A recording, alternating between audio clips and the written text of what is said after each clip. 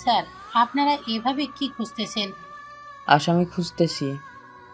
আমরা আসার আগেই পালিয়েছে নাকি? বলুন তো, কি কি নিয়ে ভেগেছে? অফিসার, আগে আমার কথা শুনুন। হ্যাঁ হ্যাঁ, বলুন। এই যে আমার মেয়ের স্বামী, এ হলো আসামি। কি বলছেন এসব আপনি? আপনার মেয়ের স্বামী আসামি? কি করেছে বলুন তো? এই ছেলে আমার মেয়ের উপর প্রতিদিন অত্যাচার করে। যৌতুকের টাকার জন্য প্রায় আমার মেয়ের গায়ে হাত তোলে। আমার মেয়ে দিয়ে কাজের মেয়ের মতো করে বাসার সব কাজ করায়। তাকে স্বাধীন মতো চলতে দেয় না। আমার মেয়ের প্রত্যেকটা কাজে বাধা দেয়। কি এত বড় সাহস তার? একজন নামকরা গায়িকার সাথে এমন ব্যবহার করে, নারী নির্যাতন করে? তোমার খবর আছে, চলো থানায়। স্যার, উনি যা বলতেছে সব মিথ্যে কথা। আমি চাঁদের সাথে এমন বাজে ব্যবহার কখনো করি নাই। বিশ্বাস না হলে আপনি চাঁদকে জিজ্ঞেস করুন। আপনার মা যা বলল তা সত্য, নাকি আপনার স্বামী যা বলল তা সত্য? আমার মা যা বলেছে সব সত্যি বলেছে। আপনি আমাদের সাথে থানায় চলুন মিস্টার। আমার নামে কোনো মামলা হলো না, ওয়ারেন্ট হলো না, এভাবে তো আমাকে নিয়ে যেতে পারেন না। চাঁদের মা পুলিশ অফিসারকে একটু আড়ালে নিয়ে গিয়ে কি যেন বললো। আবার আমার কাছে এসে চাঁদের মা পুলিশকে বললো, স্যার, আপনি বদমাইশটাকে নিয়ে থানায় চলুন। আমি আর আমার মেয়ে থানায় যাচ্ছি। আমরা থানায় গিয়ে ওর নামে মামলা করতেছি। ওকে এখন ছেড়ে দিলে পালিয়ে যাবে। পুলিশ অফিসার চাঁদের মায়ের কথা মতো আমার হাতে হ্যান্ডকাপ পরালো। তখন আমার মা পুলিশ অফিসারকে বললো, দারোগা সাহেব, আপনি এভাবে কোনো প্রমাণ ছাড়া আমার ছেলেকে থানায় নিয়ে যেতে পারেন না। যা বলার বা করার আপনাদের আদালতে করতে হবে। ভিকটিম যেহেতু স্বয়ং এখানে থেকে আপনার ছেলেকে আসামি করেছে, সেহেতু আমাদের কোনো কিছু করার নাই। আর এনারা যদি নারী নির্যাতনের মামলা করে আর আপনি অথবা আপনার মেয়ে যদি জড়িত থাকেন, তাহলে আপনাদেরকেও থানায় যেতে হবে। বৌমা, তুমি শামীমকে ভালোবাসো, তাহলে আজ কেন এমন করতেছো? আমার ছেলে তো তোমাদের কারো কোনো ক্ষতি করে নাই। তোমার সব চাহিদা তো আমার ছেলেটা পূরণ করেছে। তুমি আমার ছেলেকে ছেড়ে দিতে বলো। বৌমা, তোমাকে অনুরোধ। চাঁদ মার কোনো কথাই শুনলো না। চাঁদ এবং চাঁদের মায়ের কথা মতো আমাকে থানা নিয়ে আসা হলো। চাঁদের মা নারী নির্যাতন এবং অ্যাটেম্প টু মার্ডারের কেসের মামলা করলো। তখন আমি অফিসারকে বললাম, স্যার, আমিও মামলা করব। আপনি আবার কিসের মামলা করবেন? আমার অনগত সন্তানকে হত্যা করার চেষ্টা করার জন্য। মানে এসব কি বলতেছেন? আপনার মাথা ঠিক আছে তো? আপনি আমার মামলা নেবেন কিনা বলুন। আর আমার মাথা একদম ঠিক আছে। বুঝলাম, কিন্তু আপনি আপনার অনাগত সন্তান কোথায় পেলেন? আমার স্ত্রীর গর্ভে এখন আমার অনাগত সন্তান আছে। আমার স্ত্রী এবং তার মা আমার অনুমতি ছাড়া আমার সন্তানকে অ্যাবর্শন করতে চাচ্ছে। আইন যেহেতু সবার জন্য সমান, সেহেতু আপনার মামলাও আমি নিচ্ছি। অফিসার যখন আমার মামলা লেখা শুরু করে দিল, তখন চাঁদের মা এবং তার বোন আমার দিকে রাগে চোখে তাকাচ্ছে। এর মাঝেই সিয়াম সাহেব তৃপ্তি থানায় চলে আসে। তখন চাঁদের মা অফিসারকে বলল, স্যার, আমরা চাচ্ছি যত দ্রুত সম্ভব মামলাটা আদালতে যাক। সেই বিষয়ে আপনাকে চিন্তা করতে হবে না। আর কেউ চাইলেও আপনার মেয়ের স্বামীকে জামিন করতে পারবে না। তবে হ্যাঁ, আপনার জামাই যেহেতু মামলা করেছে, সেহেতু আপনি বা আপনার মেয়ে যদি সন্তান অ্যাবর্শন করেন, তাহলে আপনাদেরকেও জেল হতে পারে নিশ্চিত। এমনকি 10 থেকে জীবনযাপন কারাদণ্ড হতে পারে। ঠিক আছে স্যার, আমরা তাহলে আজ আসি। চাঁদের মা বোন চাঁদ চলে গেলে তৃপ্তি শাহেদ সিয়াম লকআপের সামনে আমার কাছে আসলো। আমি এখন লকআপের ভিতরে, পুরো লকআপের বাইরে রড ধরে দাঁড়িয়ে আছি। তৃপ্তি মাকে একা বাসায় রেখে তুই এখানে কেন চলে আসলি? মা আমাকে জোর করে থানায় পাঠালো। একাই আসতে পারবো না বলে শাহেদ ভাইয়া আর শিয়াম ভাইয়াকে সাথে করেই নিয়ে আসলাম। মা তো তোর জন্য ভীষণ কান্না করতেছে। এত কিছু হয়ে গেল, তুই আমাদেরকে কিছুই জানালি না? রাস্তায় তৃপ্তি যদি সব কিছু না বলতো তাহলে তো বুঝতেই পারতাম না। শামীম, তুই কোনো চিন্তা করিস না, তোকে ছাড়ানোর সব ব্যবস্থা করতেছি। আমি তোকে কত করে সাবধান করেছি, শুনলি না? এখন দেখ তোর নিজের পরিণতি। এইসব কথা কি তোর এখানে বলা লাগবে? আমি আব্বুকে ফোন দিচ্ছি, সব ব্যবস্থা করবে। আসলে সিয়ামের বাবা একজন আইনজীবী। সিয়াম ভাইয়া, যত দ্রুত সম্ভব কিছু একটা করো প্লিজ। তুই কোনো চিন্তা করিস না তিতলি, 3 দিনের মধ্যে এই মামলা আদালতে তুলে শামীমকে জামিনের ব্যবস্থা করব। সিয়াম শায়দ পরেও আমার সাথে দেখা করতে পারবি, কথা বলতে পারবি। এখন তোরা দ্রুত বাড়ি যা, মা একাই বাসায় আছে। আমার মন বলতেছে বাড়িতে নিশ্চয়ই কোনো সমস্যা হয়েছে। আমার কথা শোনার পর ওরা আর এক মুহূর্ত থানায় থাকলো না। আমি থানার লকআপের ভেতর বসে বসে আমার চাঁদের সব কথাগুলো ভাবতে থাকলাম। একটা কথা তো আপনাদেরকে বলা হয়নি, আসলে চাঁদের সব ধরনের চাহিদা পূরণ করতে চেয়ে ব্যাংকে আমার যত টাকা ছিল সব শেষ করে ফেলেছি এবং আমার অফিস থেকে 8 লক্ষ টাকা ঋণ নিয়েছি। পরের দিন তৃপ্তি একাই থানায় চলে আসলো, কিন্তু তৃপ্তির চোখে পানি। কোনো অঘটন ঘটলো না তো? মনে মনে আল্লাহকে ডাকতেছি, তৃপ্তি তুই কান্না করতেছিস কেন? মা ঠিক আছে তো? ভাইয়া, এখান থেকে বাসায় গিয়ে দেখি বাসার সামনে প্রায় 500 জন মানুষ হবে। তারা সবাই ইট পাথর দিয়ে বাসায় ঢিল মারতেছে। তারা তোকে অনেক খারাপ ভাষায় গালিগালাজ করতেছিল। পরে শাহেদ ভাইয়া থানায় ফোন দিয়ে পুলিশকে আসতে বলে। পুলিশ এসে সবাইকে বাসার সামনে থেকে সরিয়ে দেয়। এসব কি বলিস তুই? আর সাধারণ মানুষ কেন বাসায় ইট পাথর ছুড়ে মারবে? ভাইয়া, আসলে কালকে আমরা থানায় থাকা অবস্থায় ভাবির মা সাংবাদিক সম্মেলনে করে, যেখানে চাঁদ ভাবির মা আর ভাবি তোর নামে অনেক উল্টোপাল্টা কথা বলে আর টিভিতে তোর দোষটা তুলে ধরেছে। আমি তো কোনো দোষ করি নাই। সাংবাদিক বা সাধারণ মানুষ তো আর সত্য ঘটনা জানে না। ভাবির মা যা বলেছে তারাও তাই বলতেছে আর টিভিতে তার প্রচার করতেছে। এখন বল, মা কেমন আছে? কাল রাতে বাসায় গিয়ে দেখি মা ঘরের মেঝেতে অজ্ঞান হয়ে পড়ে আছে। পরে সিয়াম ভাইয়া অ্যাম্বুলেন্সকে খবর দিয়ে মাকে অ্যাম্বুলেন্স করে হাসপাতালে নিয়ে যায়। ডাক্তার বলেছে মার অবস্থা বেশি ভালো না, যে কোনো সময় কোনো দুর্ঘটনা ঘটে যেতে পারে। মা বারবার তোর নাম বলতেছে ভাইয়া। আসলে মা তোর চিন্তা করতে করতে হার্ট অ্যাটাক করেছে। মা এখন কেমন আছে? আর তুই মার কাছে না থেকে এখানে কেন এসেছিস? তুই যা গিয়ে মার কাছে থাক। মা এখন একটু ভালো আছে। মার কাছে মৌরি ভাবি আর শ্রাবণী ভাবি আছে। সিয়াম ভাইয়া ওনার বাবাকে রাজশাহী থেকে নিয়ে আসার জন্য রাজশাহী গেছে। শাহিদ ভাইয়া ডাক্তারের সাথে কথা বলা, ওষুধ এই জন্য ব্যস্ত আছে। আপনার সময় শেষ, আপনি এখন এখান থেকে চলে যান। ভাইয়া, তুই কিছু খাইছিস? হ্যাঁ, খেয়েছি। তাহলে তোর মুখ এমন শুকনো দেখাচ্ছে কেন? আপনার কানে কি কথা যায় না? তাড়াতাড়ি যান বলছি, তৃপ্তিকে রাগ দেখিয়ে বলল। বোন, সাবধানে যাস আর মার খেয়াল রাখিস। তৃপ্তি চলে গেল। বাইরে কি হচ্ছে তা আমি জানি না। আমার 2 নয়ন থেকে অনবরত বৃষ্টির মতো পানি ঝরতেছে। আল্লাহ, কি এমন দোষ করেছি যার সাজা তুমি আমাকে আর আমার পরিবারকে দিচ্ছ? আমি তো তোমার রাসূলের দেখানো পথেই চলার চেষ্টা করি, তাহলে আমার সাথে কেন এত খারাপ কিছু হচ্ছে? চলুন চাঁদের পরিবার কি বলে শুনে আসি। যাই হোক, প্রায় 1 বছর পর আপদটাকে চাঁদের কাছ থেকে সরাতে পারলাম। মাম্মি, অনেক কষ্টে, কিন্তু আমার মন বলতেছে স্বামীর মনে হয় না চাঁদকে তালাক দিবে, কিংবা চাঁদের পেটে ওর বাচ্চা আছে তা নষ্ট করতে দিবে। বোকা মেয়ে বলে কি, আগে আদালতে মামলা যেতে দে, তারপর দেখ কি হয়। আমাকে কি তোর কাঁচা খেলোয়াড় মনে হয়? না মাম্মি, তা কেন মনে হয় তবুও। এর মাঝেই চাঁদ ওদের কাছে চলে আসে। মা, এসব করা কি আমাদের ঠিক হচ্ছে? তুই কি সারা জীবন ওই খ্যাত ছোট লোকের বাচ্চার সাথে থাকতে চাস? তুই কি নিজের জীবনটা এনজয় করতে চাস না?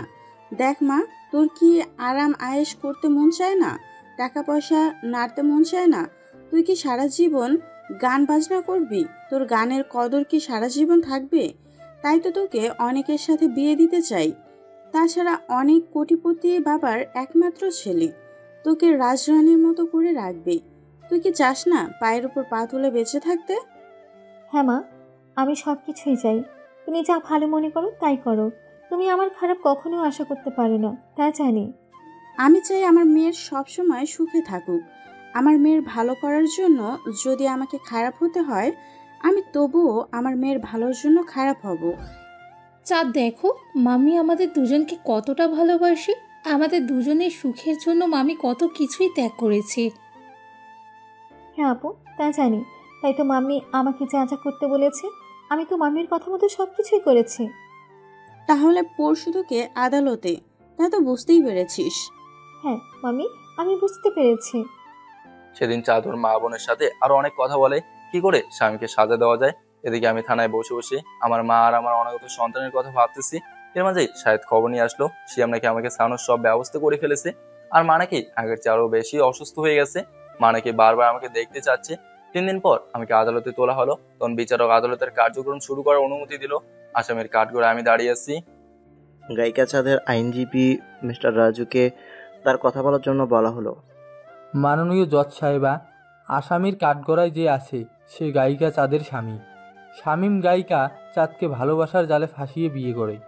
বিয়ের আগে আমার মক্কেলকে নানা রকম প্রলোভন দেখান, আমার মক্কেলকে সুখে রাখার কথা বলেন, কিন্তু আসামি শামীম সেসব না করে আমার মক্কেলকে নানা রকম অত্যাচার করেন।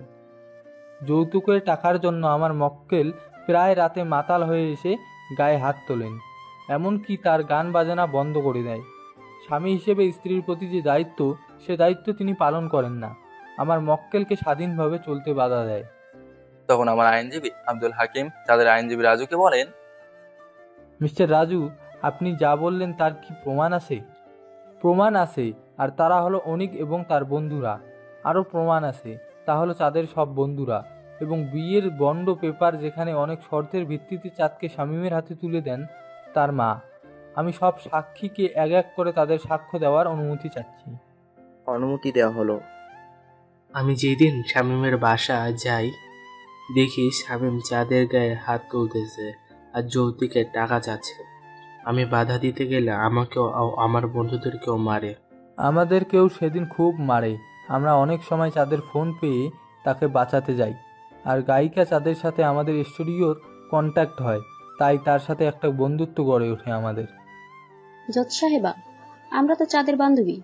আমরা যদি কোথাও বেড়াতে যেতে চাইতাম তো চাঁদকে সাথেই নিয়ে যেতাম, কিন্তু বিয়ের পর তার স্বামী তাকে সব ধরনের স্বাধীনতা কেড়ে নিয়েছে। আর কি বলবো বলুন জজ সাহেবা, তবে এই হলো বন্ড পেপার।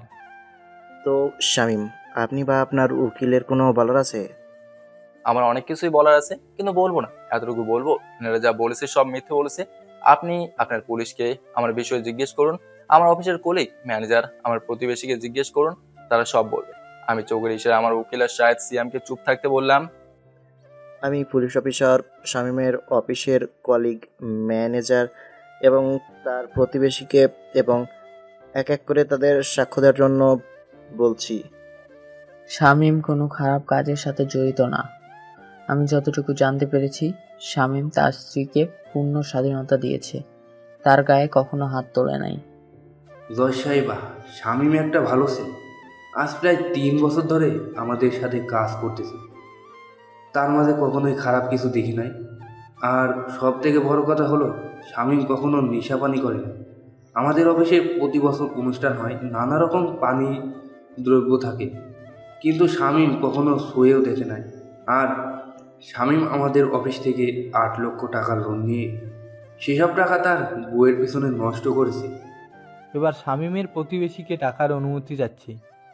অনুমতি দেওয়া হলো। শামীমের মতো ভালো ছেলে একটাও হয় না। সে কেন তার বউকে মারতে যাবে? শামীম তো তার বউকে অনেক ভালোবাসে। শামীমের মা তো তার ছেলের বউকে নিজের মেয়ের মনে করে। চাঁদ বৌমাকে দিয়ে কখনো কোনো বাসার কাজ করিয়ে নেয় নাই। এরকম অনেকেই আমার পক্ষে সাক্ষী দিল। তখন জজ সাহেব চাঁদকে কাঠগড়ায় ডাক দিল। আপনার কোনো বলার আছে মিসেস চাঁদ? আমি আর কি বলবো, সে তো সব সাক্ষী কিনে নিয়েছে। আমি আর এসব বিষয়ে কিছু বলতে চাই না। শুধু দয়া করে তার কাছ থেকে আমাকে ডিভোর্সটা দিয়ে দেন, ব্যাস। মিস্টার শামীম, আপনি চান? আমি তো তাকে ডিভোর্স দেওয়ার জন্য বিয়ে করে নেই, আর সব থেকে বড় কথা হলো তার গর্ভে আমার অনাগত সন্তান আছে। শামীম যা বললো তা কি সঠিক? হ্যাঁ সঠিক, তবে আমি এ বাচ্চা আমি নষ্ট করব। দয়া করে সব ব্যবস্থা করুন, আমি এসব ঝামেলার সহ্য করতে পারছি না। জজ সাহেবা, আপনি তো নিজে একটা নারী, আপনিও তো কারো মা। একটা মা কেমন করে তার সন্তানকে মেরে ফেলতে চায়, যে সন্তান আজও পৃথিবীর আলো বাতাস দেখলো না। জজ সাহেবা, আপনি আমার সন্তানকে বাঁচান, আমি আপনার পায়ে পড়ি। আমি যেহেতু তাকে ডিভোর্স দেব, সেহেতু তার বাচ্চা কেন আমার গর্ভে রাখবো? আমার তো ভবিষ্যৎ আছে। তুমি যদি আমার বাচ্চা নষ্ট করতে চাও তো তোমাকে ডিভোর্স দেবো না, আর যদি বাচ্চা নষ্ট না করো তাহলে ডিভোর্স দেবো। আর একটা কথা, আমার অনুমতি ছাড়া যদি বাচ্চা নষ্ট করতে চাও তো আমি এই আদালতে তোমার নামে মামলা করতে বাধ্য হব। হ্যাঁ, আমি তোমার প্রস্তাবে রাজি। তখন চাঁদের মা কাঠগড়ায় এসে বলতে লাগলো, আমার মেয়ের ভবিষ্যতে চিন্তা করে আপনাকে সব ব্যবস্থা করতে হবে জজ সাহেব। সামনে আমার মেয়ের অনেকগুলো গানের প্রোগ্রাম আছে, সিনেমার গান আছে, স্টুডিও রেকর্ডিং আছে। এইসবের ক্ষতি কে বহন করবে? তাই শামীমের সন্তান যদি আমার মেয়ের গর্ভে থাকে তাহলে তাকে প্রতি মাসে ভাড়া দিতে হবে, আর প্রতি মাসের ভাড়া হলো 1 লক্ষ টাকা। আমি তবুও রাজি জজ সাহেবা। দিনমোহর সহ এবং আমার মেয়েকে যেহেতু ডিভোর্স দিবে তার 1 বছরের ভরণ পোষণ সহ। আমি আমার রায় শোনাচ্ছি। শামীমকে কাবিনের টাকা আর অনাগত সন্তান গায়িকা চাঁদের গর্ভে থাকার ভাড়া এবং তার ভরণপোষণ সহ মোট 45 লক্ষ টাকা দিতে হবে। আর আদালতে মিথ্যা সাক্ষী দেওয়ার জন্য অনিক ও তার বন্ধু এবং চাঁদের বন্ধুকে সাবধান করে দেওয়া হলো। ভবিষ্যতে এমন ভুল করলে তাদের শাস্তি পেতে হবে। আর শামীমকে সসম্মানে ছেড়ে দেওয়া হলো। আর একটা কথা, শামীমের সন্তান যেহেতু যাদের গর্ভে, সেহেতু শামীম তাদের বাসায় থাকতে পারবে এবং তাদের বাসায় থাকার ভাড়া 1 লক্ষ টাকা আরও দিতে হবে। আর যাদের পরিবারকে এ বিষয়ে জানানো যাচ্ছে। The case is close. বিচার শেষ করার পর জজ সাহেবা আমাকে আর চাঁদকে একটা কাগজ দিল, দিয়ে আমাদের দুজনকে সই করতে বললো। চাঁদ কোনো দিকে না তাকিয়ে সই করে দিল। আমি সই করতে যাব তখন আমার হাত বারবার কাঁপতেছিল। আমি বারবার চাঁদের দিকে তাকিয়েছিলাম, শেষে আমিও সই করে দিলাম। বাচ্চা হওয়ার 1 মাস পর আপনাদের পূর্ণাঙ্গ ডিভোর্স হবে। তার আগে যদি গায়িকা চাঁদ সন্তান আর স্বামীকে মেনে নেই তাহলে ডিভোর্স বাতিল হবে। জজ সাহেবা বের হয়ে যাওয়ার পর চাঁদ ওর মা বোন বের হয়ে গেল, তখন আমি তাদের বের হয়ে যাওয়ার দিকে তাকিয়ে থাকলাম। আমি বাইরে বের হওয়ার পর শাহেদ সিয়াম আমাকে বলল, শামীম, তুই এখন কেন আমাদেরকে আর আব্বুকে চুপ থাকতে বললি? তুই কি জানিস আজ আদালতে ওরা পরাজিত হতো? শুধু তোর কারণে তাদের পরাজিত করতে পারলাম না। তোর জন্য ওরা দোষের সাজা পেল না। আমরা তো সব সাক্ষী প্রমাণ, এমনকি চাঁদ কোথায় কি করতো তার সব কিছু নিয়ে এসেছিলাম। আমি চাইলেই চাঁদ আর ওর মায়ের উপর ফাঁস করতে পারতাম, কিন্তু দেইনি। কেন জানিস? আমি চাঁদকে ভালোবাসি। আমি চাই না কেউ চাঁদের উপর আঙুল তুলে কথা বলো। যা হবার তা তো আমার উপর দিয়ে হয়ে গেল, তবুও চাঁদ ভালো থাকুক। তাই বলে তাদের সব অন্যায় আবদার মেনে নিবি? ভালোবেসেই বিয়ে করে ফেসে গেছে। এতদিন পর তাহলে বুঝলি? এখন এসব কথা বাদ দিয়ে ভাব, কেমন করে 46 লাখ টাকা তাদেরকে দিবি।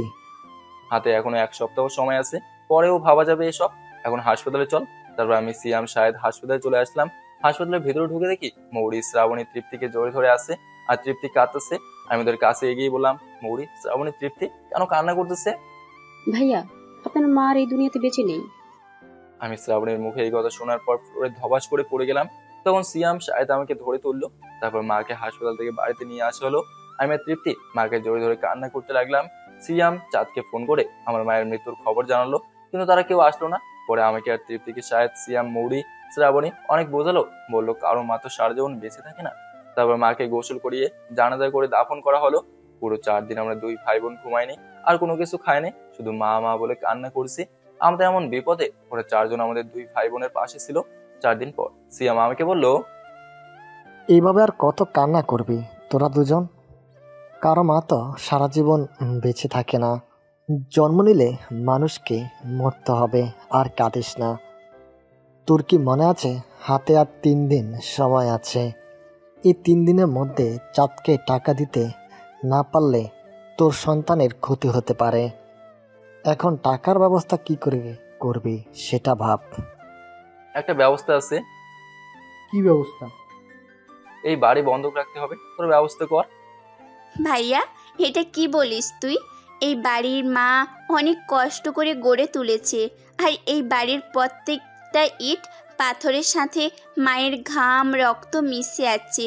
তুই কি করে এ বাড়ি বন্ধক রাখবি ভাইয়া? মা তো আর বেঁচে নেই, আর আমার সন্তানকে তো আর মরতে দিতে পারি না। আমার অনাগত সন্তানকে বাঁচাতে আমাকে এই বাড়ি বন্ধক রাখা লাগবে বোন।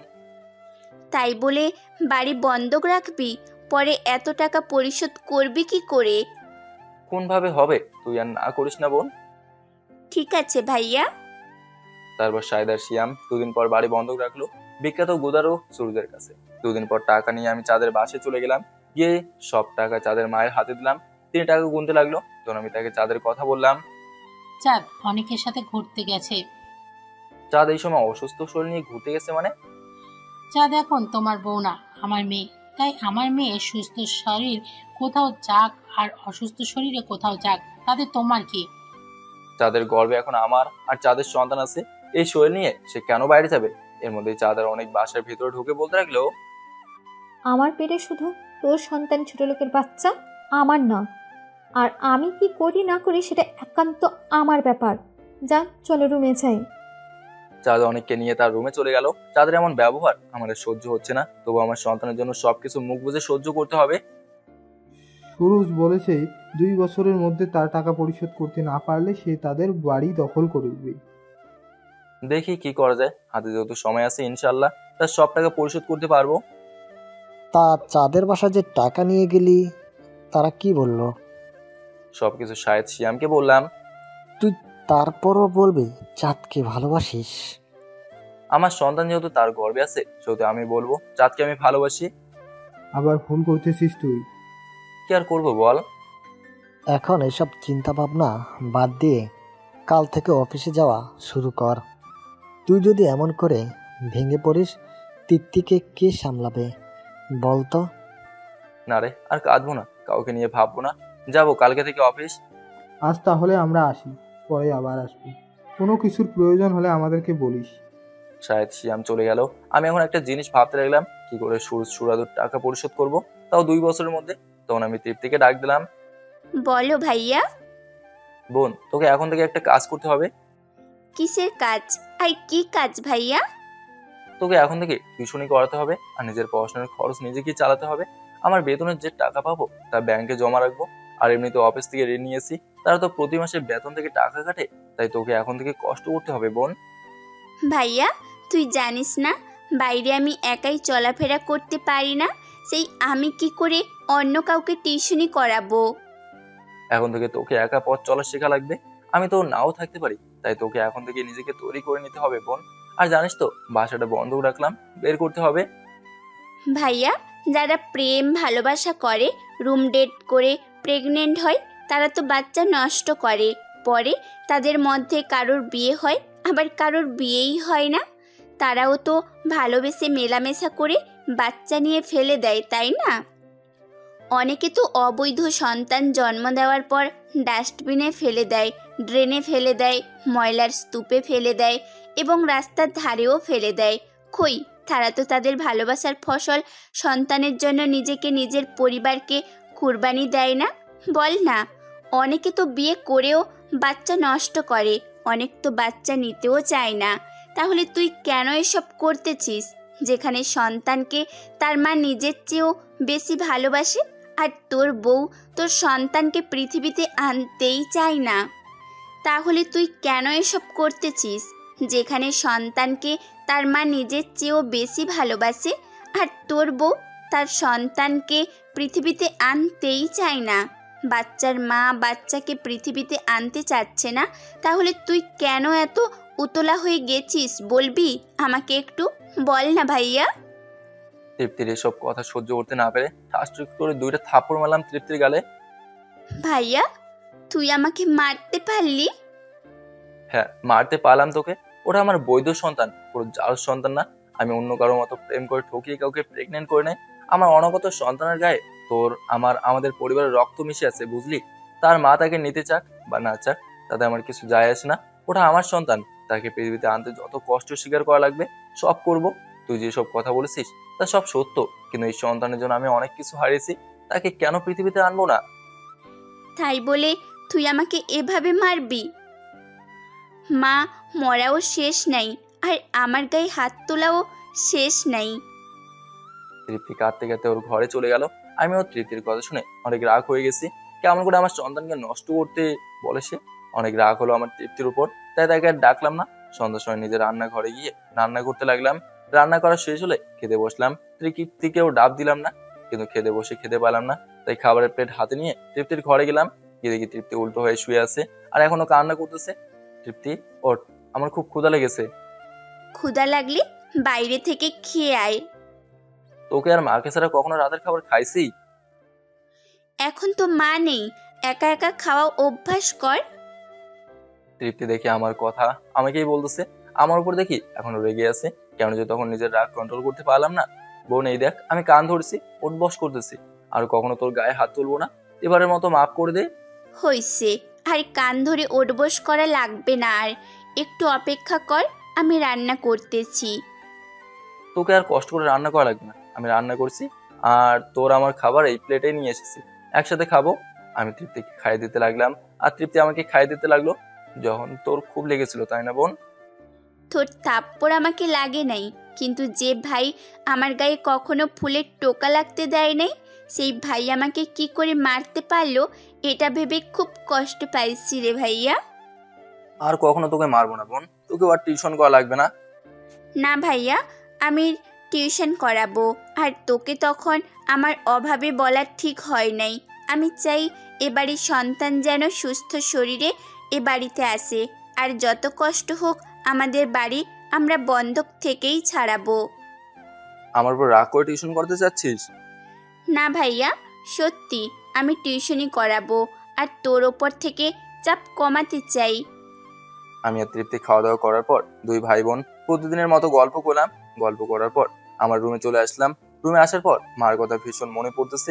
সেদিন রাতে অনেক কাঁদলাম, রাতে আর ঘুমাতে পারলাম না। পরদিন ফজরের নামাজ কায়েম করে মায়ের কবর জিয়ারত করতে গেলাম।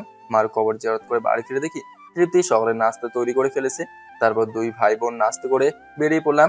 তৃপ্তিকে ওর কলেজে নামিয়ে দিয়ে আমি অফিসে চলে আসলাম। কেমন আছেন শামীম সাহেব? ভালো আছি। আপনার চেহারা তো এই কয়েকদিন অনেক শুকিয়ে গেছে। আমরা সব জানি আপনার উপর দিয়ে কতটা ঝড় গেছে। আসলে সবার কপালে সুখ থাকে না। এখন থেকে নিয়মিত অফিসে আসেন, কাজ করেন, দেখবেন সব ঠিক হয়ে যাবে। দোয়া করেন ভাই। আমি আমার ডেস্কে এসে কাজ করতে লাগলাম। বিকেলের দিকে ম্যানেজার স্যার আর বসের সাথে দেখা করে নানা রকম কথা বলে আবার ফিরে এসে কাজে মনোযোগ দিলাম। সন্ধ্যার দিকে অফিস ছুটি হলো। বাসায় না গিয়ে আমি চাঁদের বাসায় চলে গেলাম। আসলে কাল থেকে আজ পর্যন্ত তার সাথে আমার কোনো যোগাযোগ হয় নাই, দেখিও নাই। তুই এই অসময়ে আমার বাসায় কি করিস? আপনি ভুলে যাবেন না, আপনার বাসায় থাকার জন্য কিন্তু 1 লক্ষ টাকা দিয়েছি, আর আমি আমার স্ত্রী এবং তার গর্ভে থাকা আমার সন্তানের খবর নিতে এসেছি। চাঁদ অনেকের সাথে ক্লাবে গেছে, আসতে রাত হবে, তুই এখন বাসা থেকে চলে যা। চলে যাওয়ার জন্য তো আসিনি শাশুড়ি আম্মা। কোন সাহসে তুই আমাকে শাশুড়ি বলিস? তোর সাথে তো চাঁদের ডিভোর্স হয়ে গেছে। ভুল বললেন শাশুড়ি আম্মা। যতক্ষণ না আমার সন্তান পৃথিবীতে আসতেছে ততক্ষণ আমার চাঁদের ডিভোর্স হবে না। আর চাঁদ এখন আমার বউ, বুঝলেন? চাঁদের মা আমার এই কথা শোনার পর আর আমাকে কোনো বলতে পারলো না। আমি ড্রয়িং রুমে সবাই বসে বললাম। কিছুক্ষণ পর চাঁদের মা বোন খেতে বসলো, আর খাবার সার্ভ করে দিতেছে চাঁদের বাবা মানে আমার শ্বশুর। তখন আমি পকেট থেকে ফোন বের করে তৃপ্তিকে কল দিলাম। হ্যালো ভাইয়া, তুই কোথায়? আমি তোর জন্য খাবার নিয়ে বসে আছি। তৃপ্তি, আমি আজ বাসায় যাবো না, আমি চাঁদের বাসায় থাকবো, আমাকে নিয়ে চিন্তা করিস না। আর তুই খা, আমি শাহেদকে ফোন করে বলতেছি মৌরিকে তোর কাছে পাঠিয়ে দিতে। ভাইয়া শোন, আমি আপাতত 2টা টিউশনি ম্যানেজ করেছি, পরে আরো করব। ভালো করছিস বোন, তুই খা, আমি শাহেদকে ফোন দিই। তৃপ্তির কল করে দিয়ে শাহেদকে কল দিলাম। শাহেদকে কল দিয়ে বললাম মৌরিকে আমার বাসায় পাঠিয়ে দেওয়ার জন্য। শাহেদের বাসার আমার বাসার পাশাপাশি চাঁদের মা বোন খেয়ে তাদের রুমে চলে গেল। আমি তখনও সেখানেই বসে থাকলাম। প্রায় ঘন্টাখানেক বাদে চাঁদের বাবা আমার জন্য খাবার নিয়ে আসলো। বাবা নাও, খাবারটুকু খাও। না বাবা, খিদে নেই, খাবো না। দেখো বাবা, এসব খাবার আমার টাকায়, এখানে চাঁদের বা ওর মায়ের কোনো টাকা পয়সা দিয়ে কেনা না। আমি ওর না করতে পারলাম না। আসলে সেই সকালে নাস্তা করেছি, এখন রাত 11টা বাজে, তাই চাঁদের বাবার নিয়ে এসে খাবার খেলাম। খাওয়া শেষ হওয়ার পর চাঁদের বাবা বলল, দেখো বাবা, তোমাকে আর কি বলবো, চাঁদের মায়ের অত্যাচারের পরে আসি। তার কারণ হলো আমি চাঁদের মাকে এবং আমার সন্তানকে এখনও ভালোবাসি, আর প্রতিদিন আল্লাহর কাছে প্রার্থনা করি ওরা সবাই যেন ভালো হয়ে যায়। তাই তোমাকেও শক্ত হতে হবে। যত অন্যায় অত্যাচার তোমাকে করুক না কেন, তোমার বউকে তুমি আপন করে নিবে, আর তোমার প্রতি আমার সেই বিশ্বাস আছে। দোয়া করবেন বাবা, আমি যেন আমার স্ত্রীকে আমার করে নিতে পারি। চাঁদের বাবার সাথে আরো নানা রকম কথা বললাম। আমার শ্বশুরের সাথে কথা বলতে বলতে কখন যে রাত 1টা বেজে গেছে বুঝলাম না। তখন বাইরে থেকে গাড়ি আসার আওয়াজ পেলাম। তখন চাঁদের বাবা আমাকে বললো, যাও বাবা, তোমার স্ত্রীকে তুমি নিয়ে আসো।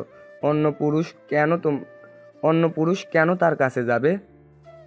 আমি চাঁদের বাবার কথা মতো বাইরে গেলাম, গিয়ে দেখি চাঁদকে ধরে অনেক নিয়ে আসতেছে, আর চাঁদ নেশে করার কারণে ভূত হয়ে গেছে। তখন আমি এগিয়ে গিয়ে অনেকের কাছ থেকে চাঁদকে আমার কাছে নিলাম। আর যদি তোকে কখনো চাঁদের সাথে দেখি তোর খবর আছে। আমার রাগ দেখে অনেক ভয়ে পালিয়ে গেল। আমি চাঁদকে নিয়ে ভেতরে আসলাম। যাও বাবা, চাঁদকে নিয়ে ভিতরে যাও। আমি শ্বশুর মশাইয়ের কথা মতো চাঁদকে নিয়েও রুমে গেলাম। তখন চাঁদ নেশা অবস্থায় বলতে লাগলো, এই ছোট লোক, তুই আমাকে ধরেছিস কেন? আর অনেকে কেন রাগ দেখালি? তোকে তো আজ আমি। আর বলতে পারলো না, ধবাস করে বিছানায় পড়ে গেল। আমি চাঁদকে ভালো করে বিছানায় শোয়ালাম। তারপর চাঁদের পেটে হাত রেখে বলতে রাখলাম, তোর খারাপ বাবাটাকে মাফ করে দিস। না তোকে ভালো রাখতে পারতেছি, না তোর মাকে ভালো করতে পারতেছি। তোর খুব কষ্ট হচ্ছে তাই না, তোর মা যখন এইসব বাজে জিনিস খায়। আমি চাঁদের পাশেই শুয়ে পড়লাম আর আলোকে ডাকতে লাগলাম যেন চাঁদকে ওর মায়ের খারাপ চাল থেকে বের করে দেয়। পরদিন ফজরের নামাজ পড়ে আবার ঘুমালাম। সকাল 9টার দিকে আমার ঘুম ভেঙে গেল। চাঁদ আমাকে আষ্টে পৃষ্ঠে জড়ি ধরে ঘুমিয়ে আছে। চাঁদের ঘুম যখন ভেঙে গেল, দেখে আমাকে জড়ি ধরে আছে সে। চাঁদ আমাকে ধাক্কা দিয়ে নিজেকে ছাড়িয়ে নিয়ে ঠাস ঠাস করে বেশ কয়েকটা থাপড় মারলো। আমি পুরো বেকুবের বনে গেলাম, চলে গেলাম। তোর সাহস কি করে হলো আমাকে জড়িয়ে ধরে শুয়ে থাকার? কি বলো এইসব তুমি? তোমার স্বামীর গায়ে তুমি হাত তুলতে পারলে? আমি তো তোমাকে জড়ি ধরে নি। কিসের স্বামী? হ্যাঁ কিসের স্বামী? তোর সাথে আমার ডিভোর্স হয়ে গেছে। তোকে তো পারলে পায়ের স্যান্ডেল খুলে মারতাম। সুযোগ খুঁজতেছি আমাকে ভোগ করা, তাই না? চাঁদ, বলে যেও না, এখন আমাদের ডিভোর্স হয়নি। আর তুমি কি করে ভাবতে পারলে তোমার সাথে আমি এসব করবো? তাছাড়া তুমি এখন অন্তঃসত্ত্বা, আমার বেবি তোমার গর্বে। ডিভোর্স হয়নি মানে? জজ সাহেবে কি বলেছিল মনে আছে? যদি আমি তোকে স্বামী হিসেবে মেনে নিই তো তাহলে। আমি তোকে স্বামী হিসেবে মানি না। তুই আমার সাথে খারাপ কিছু করতে চাইছিলি, তাই না? আমি জানি। আর তোর বাচ্চার জন্য কোথাও যেতে পারছি না। তোমার অনুমতি ছাড়া যেখানে তোমাকে আমি শুয়ে দেখি নাই, সে আমি কি করে তোমার সাথে এসব করবো বলো তো? তোকে আমার বিশ্বাস হয় না, বের হয়েছে আমার রুম থেকে। আমি মাথা নিচু করে চলে আসলাম। রাস্তায় বাইক চালাচ্ছি আর ভাবতেছি চাঁদ আমার গায়ে হাত তুললো আর আমাকে তুই করে বললো। আমি অফিসে এসে কারোর সাথে কোনো কথা না বলে মন মরা হয়ে কাজ করতে লাগলাম। অফিস ছুটি হলে আবার চাঁদের বাসে চলে গেলাম। আজও এসেছিস? তোর কি লজ্জা শরম বলতে কিছুই নাই? তোর মতো বেহায়া আর একটাও দেখি নাই। আমার সন্তানের জন্য আমি আরো বেহায়া হতে পারি? এখন বলেন চাঁদ কোথায়? ওর রুমে আছে, আর তাড়াতাড়ি দেখা করে চলে যাবি, বুঝলি? আমি আর চাঁদের মায়ের কোনো কথায় কর্ণপাত না করে চাঁদের রুমে চলে আসলাম। এসে দেখি চাঁদ বিছানায় বসে সিগারেট টানছে আর টিভি দেখতেছে। আমি গিয়ে চাঁদের মুখ থেকে সিগারেট টেনে নিয়ে ফেলে দিলাম। ছোট লোক, তোর সাহস কি করে হলো আমার মুখ থেকে সিগারেট ফেলে দেওয়ার? এসব ছাইপাশ খেলে তোমার গর্ভে থাকা আমার সন্তানের ক্ষতি হবে। এরকম আর একবার করলে তোর বাচ্চাকে পেটেই মেরে ফেলবো। আমি নিচু হয়ে চাঁদের দুপা জোর ধরে বলতে লাগলাম, চাঁদ তোমার পা ধরে বলি তুমি আমার সন্তানকে মেরো না। দয়া করে আমার সন্তানকে পৃথিবীতে আসতে দাও। তোমার কি একটু আমার প্রতি দয়াময় হয় না? ছোট লোক, তোর নোংরা হাত দিয়ে আমাকে ধরবি না। পা ছাড়। আমার তোর প্রতি আমার কোনো দয়া মায়া নেই। আমি চাঁদের পা জড়িয়ে ধরে আছি। চাঁদর পা হাত দিয়ে সরিয়ে তার পা দিয়ে আমার বুকে লাথি মারলো। আমি উঠে দাঁড়িয়ে বললাম, আমাকে যতবার আঘাত করো, কষ্ট দাও, দয়া করে তোমার আর আমার সন্তানকে ভেবে পুড়িয়ে মেরো না। তোকে আমার সহ্য হয় না, বুঝিস না কেন? তোর জন্য এখন আমি একটু শান্তিও পাই না। তোকে আমার সহ্যই হয় না, চলে যা তুই। আমি চলে যাচ্ছি, তবু নিজের আর কোনো ক্ষতি করো না, আর আমার সন্তানেরও ক্ষতি করো না। আমি কোনো কিছু না বলে চাঁদের বাসা থেকে বের হয়ে আসলাম। চাঁদের বাসা থেকে শুধু রহিম মামার চায়ের দোকানে চলে আসলাম। মামা কেমন আছো? ভালো মামা। তোমার কি কোনো কারণে মন খারাপ মামা? না মামা, তা সায়েদ সিয়াম কি এসেছিল? এসেছিল, কিন্তু বেশিক্ষণ থাকে নাই, চলে গেছে অনেক আগেই। তোমাকে কি চা দিব মামা? দেন একটা রং চা। তারপর রহিম মামা আমাকে একটা রং চা করে দিল। আসলে আমি চা খেতে পারি না তেমন, তবে যদি চা খাই তাহলে রং চা খাই। চা খাওয়া শেষ করে আমার বাসায় চলে আসলাম। বাসার ভিতরে ঢুকে দেখি শাহেদ, মৌরি আর তৃপ্তি একসাথে কথা বলতেছে। কিরে, আজ আসতে এত দেরি হলো কেন? একটু আগেই অফিস থেকে ছাড়লো, তাই আসতে দেরি হলো। ঠিক আছে থাক, আমরা তাহলে বাসায় যাই।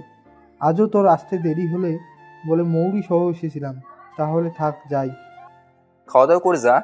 খেয়ে এসেছিলাম আমরা। শাহেদ আর মৌরি চলে গেল। আমি রুমে গিয়ে আমার সব জামা কাপড় খুলে টাওয়াল পরে গোসল করতে গেলাম। ঝর্ণার পানি ছেড়ে দিয়ে দেওয়ালে দু হাত দিয়ে মাথা নিচের দিকে ঝুঁকে কান্না করতে লাগলাম। চাঁদ কেমন করে আজ দুবার আমার গায়ে হাত তুলতে পারলো? চাঁদ না বলেছিল আমাকে সে ভালোবাসে, আমি না তার স্বামী। চাঁদ কেমন করে তার নিজের সন্তানকে মেরে ফেলতে চায়? ঝর্ণার পানির কাছে আমার চোখের পানিরও কোনো মূল্য নাই। প্রায় আধা ঘন্টা ধরে ভিজলাম। তবে বাথরুম থেকে বের হয়ে গা মুছে কাপড় পরে নিচে খেতে গেলাম। খাওয়া দাওয়া করার পর যখন দুই ভাই বোন গল্প করবো তখন তৃপ্তি বলল, ভাইয়া তোর গালে কিসের দাগ আর চোখ ফুলে লাল হয়ে গেছে কেন? গোসল করলাম তো তার জন্য চোখ লাল হয়েছে, আর গালে সাবান ডললাম তো তাই এমন দাগ দেখাচ্ছে। আমি তোর বোন ভাই, সবার চোখকে ফাঁকি দিতে পারলেও আমার চোখকে ফাঁকি দিতে পারবি না। তোকে সেই ছোট্ট থেকে ভালো করে চিনি, কেউ বুঝতে না পারলেও আমি বুঝতে পেরেছি। বল কেমন করে এসব হলো, বল না ভাইয়া। আমি তৃপ্তির কথা শুনে ওকে জোরে ধরে কাঁদতে লাগলাম। আমার কান্না করে দেখে তৃপ্তিও কাঁদতে লাগলো। তখন তৃপ্তি আমাকে বলল, মানুষ কতটা আঘাত পেলে কান্না করে তা আমি জানি, কিন্তু একটা ছেলে অত সহজে কাঁদে না ভাইয়া, যদি না তার আপনজন তাকে অনেক বেশি কষ্ট আর আঘাত করে। আমাকে বল না ভাইয়া। তুই ঠিক বলেছিস বোন। তারপর তৃপ্তিকে গতকাল রাত থেকে আজ সন্ধ্যা পর্যন্ত চাঁদের করে অপমান আর আঘাতের কথা বললাম। ভাইয়া কি বললি? ভাবি তোর গায়ে হাত তুলেছে আর তুই কিচ্ছু বললি না? আমিও জবাব দিতে পারতাম, কিন্তু দেইনি। কেন জানিস? চাঁদকে ভালোবাসি আর ওর গর্ভে আমার সন্তানের জন্য। ভাইয়া আর কত অপমান করার পরও বলবি তুই ভাবিকে ভালোবাসিস? বল না ভাইয়া, এসব বাদ দিয়ে নিজে শক্ত কর। যতক্ষণ আমার সন্তান পৃথিবীর আলো না দেখবে ততক্ষণ আমাকে মুখ বুজে সব সহ্য করতে হবে। আর কাঁদিস না ভাইয়া, মাথার ওপর আল্লাহ আছে, তিনি সব দেখতেছেন। একদিন তাকেও কাঁদতে হবে আর আফসোস করতে হবে। আমি কথা ঘোরানোর জন্য তৃপ্তিকে বললাম, তোর টিউশনের খবর কি? আজকে গিয়েছিলাম, কলেজ ছুটির পর সন্ধে পর্যন্ত দুইজনের বাসায় গিয়ে পড়ালাম। ছাত্র নাকি ছাত্রী, আর কোন ক্লাসে পড়ে? একজন ছাত্র নবম শ্রেণীতে পড়ে আর একজন ছাত্রী দশম শ্রেণীতে পড়ে। পড়াতে কোনো অসুবিধা বা যাওয়া আসতে কোনো সমস্যা হয় নাই তো? না ভাইয়া, হয় নাই। সামনে তো আমার ফাইনাল পরীক্ষা, আপাতত এই দুইজনকে পড়াবো, পরীক্ষার পর না হয় আরো পড়াবো। তোর যেটা ভালো মনে হয়, এখন যা কি ঘুমা। তারপর আমরা দুই ভাই বোন ঘুমাতে গেলাম। এদিকে চাঁদের মা বোন আর চাঁদ কি বলে শুনে আসি। মামি, আমি আর শামীমকে সহ্য করতে পারছি না, ওর বাসা আসা বন্ধ করার ব্যবস্থা করো। চাইলেও তো পারি না, শামীমকে তো শুরু থেকেই আমার পছন্দ নয়। তাহলে কি করবো বলো? আমার সব কাজে বাধা দিচ্ছে। তাহলে কি করা যায় বুঝছি না। মাম্মি, চাঁদকে মামার বাড়িতে পাঠিয়ে দাও, তাহলে সব ঠিক হয়ে যাবে। একদম ঠিক বলেছিস। চাঁদে কালকে সকালে তাহলে তোর মামার বাড়িতে চলে যা। ওখানে তো বেশি দিন থাকতে পারবো না। আপাতত 1 মাস থেকে আয়, তারপর দেখি এদিকে কোনো ব্যবস্থা করতে পারি কিনা। পরের দিন চাঁদ সকালে ওর মামার বাড়িতে চলে গেল। আমিও সকালে অফিসে চলে গেলাম। অফিস শেষ করে আজও চাঁদের বাসায় চলে গেলাম। গিয়ে দেখি চাঁদ নাকি বাসায় নাই, কোথায় গেছে কেউ বলতেও পারে না। আমি মন খারাপ করে চলে আসবো। আমার সময় বাসার বাইরে চাঁদের বাবা আমাকে ডাক দিল। আমি তার কাছে এগিয়ে গেলাম। বাবা, আপনি কিছু বলবেন? শোনো, চাঁদ ওর মামার বাড়িতে আজ সকালে চলে গেছে, 1 মাস সেখানে থাকবে। আমাকে ওর মামার বাসার ঠিকানা বলুন, আমি যাব। তোমাকে যেতে হবে না, চাঁদ ওইখানে খারাপ কিছু করতে পারবে না, তুমি নিশ্চিন্তে থাকতে পারো। তাহলে ঠিক আছে বাবা। কবে আসবে চাঁদ জানেন? 1 মাস থাকবে, তারপরে আসবে। চাঁদের বাবার কাছ থেকে বিদায় নিয়ে চলে আসলাম। দেখতে দেখতে 1 মাস চলে গেল। এই 1 মাস পুরো টেনশনে মুক্ত ছিলাম। প্রতিদিন অফিস যাওয়া আসা করা, শায়দ সিয়ামকে সাথে নিয়ে রহিম আমার দোকানে আড্ডা দেওয়া, বন্ধের দিনগুলো তৃপ্তি সহ ঘুরতে যাওয়া, মার্কেট করা। এর মাঝেই আমার মায়ের মৃত্যু 40 দিন হলে আমি গরিব দুঃখী এবং এতিমখানা ছাত্রদের খাওয়ালাম। আজ 1 মাস পর চাঁদ ওর বাসাতে এসেছে। তাই আমি ওর চাঁদকে দেখার জন্য, মানে ওর গর্ভে আমার সন্তান কেমন আছে তা জানার জন্য ওর বাসাতে গেলাম। তুই এই অসময়ে আমাদের বাসাতে? চাঁদকে 1 মাস দেখি নাই, তাই চাঁদকে দেখতে আসলাম। আমার সন্তান আর চাঁদ কেমন আছে তা দেখতে এসেছি। চাঁদ আর তোর সন্তান দুজনেই ভালো আছে। নিজের চোখে চাঁদকে দেখবো, তারপর যাব। এমন সময় চাঁদ তার রুম থেকে বের হয়ে আমাদের কাছে আসলো। তুই কেন আবার এসেছিস? চাঁদ কেমন আছো আর আমাদের সন্তান কেমন আছে? আমি কেমন থাকি না থাকি তাতে তোর কি? আর তোকে বলেছি না আমাদের সন্তান না, শুধু তোর সন্তান। ও সরি। তোর সন্তান আর তোর জন্য কোথাও ঠিক থাকতে পারি না। এবার তুই যেতে পারিস। থাকার জন্য আসি নাই চাঁদ, তোমাকে 1 মাস থেকে দেখি না তাই আসলাম। চলে যাচ্ছি, পরে আবার আসবো। আমি সেখান থেকে চলে আসলাম। বাসায় এসে তৃপ্তিকে বললাম চাঁদ এসেছে। তৃপ্তি শুনে খুশি হলো। এভাবেই চলতে থাকলো দিনের পর দিন। প্রতিদিন অফিসে যাওয়ার সময় তৃপ্তিকে কলেজে নামিয়ে দিয়ে অফিসে যাই। অফিসের কাজ শেষ করে চাঁদকে প্রতিদিন দেখতে যাই। প্রতিদিনই ওদের বাসায় গিয়ে অপমানিত হই। কোনোদিন চাঁদ বাসায় থাকে, কোনোদিন বাসায় থাকে না। চাঁদ এখন মাঝে মাঝে সিনেমার গানে কণ্ঠ দেয়। তো এইভাবে দেখতে দেখতে 3 মাস চলে গেল। একদিন অফিস থেকে চাঁদের বাসায় গিয়ে, শাশুড়িমা, চাঁদ কোথায়? এই ছোট লোকের বাচ্চা, আমাকে শাশুড়ি বলে ডাকতে মানা করেছি না? আমাকে যা বলার বলেন, আমার মা বাবাকে নিয়ে কোনো বাজে কথা বলবেন না। বললে কি করবি তুই? তখন ভুলে যাব আপনি চাঁদের মা। তোর এত বড় সাহস আমাকে হুমকি দিস? এত কথা বাদ দিয়ে বলুন, চাঁদ কোথায়? আমি জানি না। আমি ওর চাঁদের মাকে কোনো কিছু না বলে বাসার বাইরে এসে বাইকে চললাম। আসলে তাকে যতই বলি না কেন, তিনি সত্য কথা বলবেন না। তার সাথে যত কথা বলবো আমার জন্য ততই খারাপ হবে। আমাকে শুধু অপমান করবে। তাই বুদ্ধিমানের মতো কথা না বলে আসলাম। যখন বাইক স্টার্ট দিব, শোনো বাবা, চাঁদ আবারও অনেকের সাথে গুলশান ক্লাবে গেছে। কখন গেছে বাবা? অনেকক্ষণ হবে বাবা, তুমি এক্ষুনি যাও। আমি চাঁদের বাবার কাছ থেকে বিদায় নিয়ে গুলশান ক্লাবে গেলাম। গিয়ে দেখি অনেক ছেলে মেয়ে, নারী পুরুষ, যুবক যুবতী, নানা বয়সী মানুষ আছে। সবাই মিউজিকের তালে তালে ডান্স করতেছে, অনেকে ড্রিঙ্কস করতেছে। কিন্তু এতগুলো মানুষের ভিড়ে চাঁদকে কোথায় খুঁজবো? অনেক খুঁজলাম, কোথাও চাঁদকে দেখতে পেলাম না। তখন একটা অপরিচিত লোকের সাথে আমার ধাক্কা লাগলো। সরি, আমি যদি ভুল না হই আপনি গায়িকা চাঁদের স্বামী, তাই না?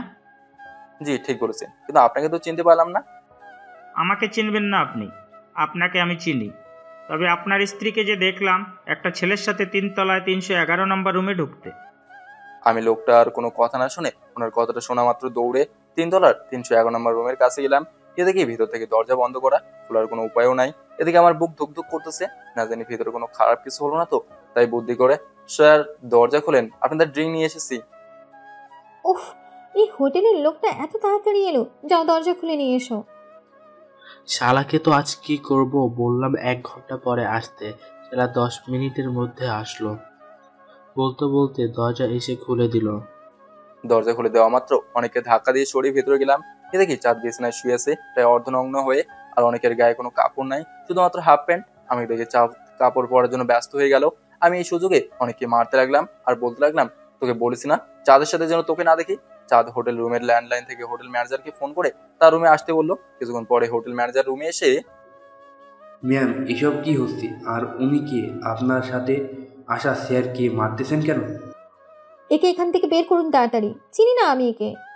হোটেল ম্যানেজারের চাঁদের কথা মতো আমাকে আটকালো এবং হোটেলে কাজ করা বেয়ারা আমাকে ধরলো। তারপর চাঁদ এগিয়ে গিয়ে অনেকের নাক মুখের রক্ত মুছে দিতে লাগলো। পরে আমাকে ধরে গ্রাউন্ড ফ্লোরে নিয়ে আসলো, মানে যেখানে সবাই ডান্স করতেছে আর মদ খাচ্ছে। তাদের চাঁদও এলো। এসেই আমার কলা ধরে ঠাস ঠাস করে অনেকগুলো থাপ্পড় মারলো। তোর জন্য কোথাও শান্তি পায় না। তোর কারণে মামার বাড়িতে গিয়েছিলাম, তোর কারণে অনেকদিন কোথাও যেতে পারি না। আমার কি নিজের স্বাধীনতা বলতে কিছুই নেই? তোর কারণে বাসাতে সারাদিন থাকা লাগে, তোর কারণে একটু ক্লাবেও আসতে পারি না। আজ একটু আসলাম, আর তুই কি করলি, ছোট লোক? তাই বলে এত মানুষের সামনে তুমি তোমার স্বামীর গায়ে হাত তুলবে? সবার সামনে আমাকে অপমান করবে? আমি না আসলে তো ওর সাথে তোমার... ওর সাথে আমার যাই হোক, তুই আমার স্বামী না? তোকে আমি ডিভোর্স দিয়ে দিয়েছি, আর আমি অনেককে বিয়ে করব, বুঝেছিস? আমাদের এখনো পূর্ণাঙ্গ ডিভোর্স হয়নি, আর তোমার উপর আমার সব অধিকার আছে চাঁদ। তোকে যখন স্বামী হিসেবে মানি না, তখন কিসের অধিকারের কথা বলিস তুই? পারিবারিক বিষয় আপনারা আপনাদের বাসায় গিয়ে সমাধান করুন। আপনাদের জন্য এখানে সবার সমস্যা হচ্ছে। আমি মাথা উঁচু করে চারিদিকে তাকিয়ে দেখি অনেকে মোবাইল দিয়ে ভিডিও করতেছে আর সবাই অবাক হয়ে দেখতেছে। আমি সেখানে না থেকে বাসায় চলে গেলাম। রাতে তৃপ্তি খেতে বসলো। আমি বললাম খেয়ে এসেছি, তাই তৃপ্তি আমাকে জোর করলো না। আমি সেদিন রাতে আর ঘুমাতে পারি নাই। পরদিন সকালে শাহেদ, মৌরি, সিয়াম, শ্রাবণী আমাকে ডাকতে লাগলো। কিরে হঠাৎ এত সকালে আসলি যে? টিভি না অন করো। টিভি অন করবো মানে? কিছু তো বুঝলাম না। এত কথা না বলে টিভি অন কর। তৃপ্তি টিভিতে ছাড় তো। আমার কথা মতো তৃপ্তি টিভি চালো, কিন্তু টিভিতে যা দেখাচ্ছে তা থেকে আমার পুরো দুনিয়া অন্ধকার হয়ে গেল। কারণ টিভিতে গতকাল রাতের গুলশান ক্লাবে আমার চাঁদের থাপড় মারার দৃশ্য দেখাচ্ছে আর বলতেছে প্রেমিকের জন্য ডিভোর্স হতে যাওয়া স্বামীর গায়ে হাত তুললো গায়িকা চাঁদ। কিছু সাংবাদিক হোটেল ম্যানেজারকে জিজ্ঞেস করতেছে এই ঘটনা কেমন করে হলো। তিনি বলতেছে আমি নাকি কোনো কিছু না দেখে না বুঝে চাঁদকে অপমান করেছি আর অনেককে বিনা দোষী মেরেছি। ভাইয়া, এত কিছু হয়ে গেছে, তুই আমাকে কিছুই বললি না? আর চাঁদ তোকে সবার সামনে থাপ্পড় মারলো, অপমান করলো, তুই কিচ্ছু বললি না? সত্য ঘটনা কি শামীম? গতকাল চাঁদের বাসা থেকে ক্লাব পর্যন্ত যত কিছু হয়েছে সব বললাম। ছি, ছাদ ভাবি এতটা খারাপ, এতটা নিচু মনের? আর কত অপমানিত হবি তুই? আপনি কি কাপুরুষ ভাইয়া? আপনি কি তাকে পাল্টা জবাব দিতে পারতেন না? মাথা নিচু করে আছি, কোনো বলতেছি না। কি হলো, কথা বল। আমাদের সাথে নিলে কি তোর হতো? এখনো বলবি ভালোবাসিস? আমি চাই না আমার জন্য তোরা চাঁদের কাছে অপমানিত হোস। হ্যাঁ, আমি চাঁদকে এখনো ভালোবাসি। যতই অপমান করবি না কেন, আমি ওর পিছু ছাড়তেছি না। তাই বলে তুই এত কিছু সহ্য করবি? করতে হবে রে, আর মাত্র তো কয়েকটা মাস, তারপর আর লাগবে না অপমান সহ্য করতে। তুই যাকে ভালোবাসিস সে কি তোকে একটুও ভালোবাসি ভাইয়া? তার জন্য কেন এত কিছু সহ্য করবি? তার বল কি ফাঁস করতে পারিস না? সবাইকে কি জানাতে পারিস না এখানে তোর কোনো দোষ নেই, সব দোষ চাঁদের? বল না ভাইয়া। ইচ্ছে করলে সবকিছু করতে পারি, চাঁদের গায়ে হাতও তুলতে পারি, চাঁদকে আমার বাড়িতে নিয়ে আসতেও পারি, অনেকে খুনও করতে পারি, চাঁদ এবং ওর মায়ের কুকীর্তি ফাঁসও করতে পারি, জোর করে স্ত্রীর অধিকার আদায় করতে পারি, কিন্তু করবো না। কেন জানিস? তাকে ভালোবেসে বিয়ে করে ফেসে গেছি, চাইলেও ভুলতে পারে না। তার গর্ভে আমার সন্তান যদি আমার সন্তানের কোনো ক্ষতি করে, ওদেরকে আর কোনো কথা বলতে না দিয়ে নিজের ঘরে এসে দরজা বন্ধ করে নীরবে কাঁদতে থাকলাম। তৃপ্তি এসে অনেকবার ডেকেছে, কিন্তু আমি তার ডাক শুনিনি। অফিসের সময় হলে অফিসে চলে গেলাম, আজ আর তৃপ্তিকে সাথে নিয়ে নাই। অফিসে পড়লাম আরেক ঝামেলায়। এসব কি শুনতেছি আপনার নামে শামীম সাহেব? হুম। প্রত্যেকটা অনলাইনে এখন আপনার আর গায়িকা চাঁদের থাপ্পড়ের ভিডিও। এসব কি করেছেন আপনি বলুন তো? কেন গেলে আপনি ক্লাবে? আপনাকে নিয়ে অনেক অনেক কথা বলতেছে। এসব কি শামীম সাহেব? আপনি কেমন করে এসব সহ্য করে আছেন? দুনিয়ায় কি আর কোনো মেয়ে নাই নাকি? তারা আরো অনেক কথা বললো, কিন্তু আমি তাদের কোনো কথার জবাব দিলাম না। আর আমি বা কি জবাব দেবো ওনাদেরকে? আমার তো আর কোনো বলার নাই। আর কি করেই বা চাঁদের কুকীর্তির কথা বলবো? তাই ওনাদেরকে কোনো কথা না বলে আমার ডেস্কে এসে কাজ করতে লাগলাম। অফিস ছুটি হলে আজও চাঁদের বাসায় গেলাম। এদিকে চাঁদ ওর মা বোন একসাথে কথা বলতেছে। তোর কি লজ্জা শরম বলতে কিছুই নাই? এত অপমান করতেছি, তারপরও কেন আসিস তুই? একবার আমার সন্তানকে পৃথিবীতে আসতে দাও, আর কখনো তোমার সামনেও আসবো না। তোর সন্তান পৃথিবীতে আসলে চলে আসিস, দয়া করে আর আমার সামনে আসিস না। তোর কারণে এখন ঘরের বাইরেও যেতে পারছি না। তোর কারণে অনেক আমার সাথে সব রকম যোগাযোগ বন্ধ করে দিচ্ছে। তোকে কথা দিচ্ছি, তোর সন্তানের কোনো ক্ষতি করবো না, তবুও দয়া করে আমার বাসায় আসিস না। এবার তুই চলে গেলে আমি খুব খুশি হব। তুই চলে যা, তোকে দেখতে মন চাচ্ছে না। আমি আর কোনো কথা না বলে চলে আসলাম। এখন প্রতিদিন চাঁদের খবর তার বাবার কাছ থেকে নেই। চাঁদ এখন তেমন একটা বাসার বাইরে যায় না, বাইরে গেলেও বেশিক্ষণ থাকে না। মাঝে মাঝে দেখি চাঁদ অনেকের সাথে দেখা করে, রাস্তায় কিংবা রেস্টুরেন্টে। তবে চাঁদের সাথে ওর মা বাবা বোন থাকে।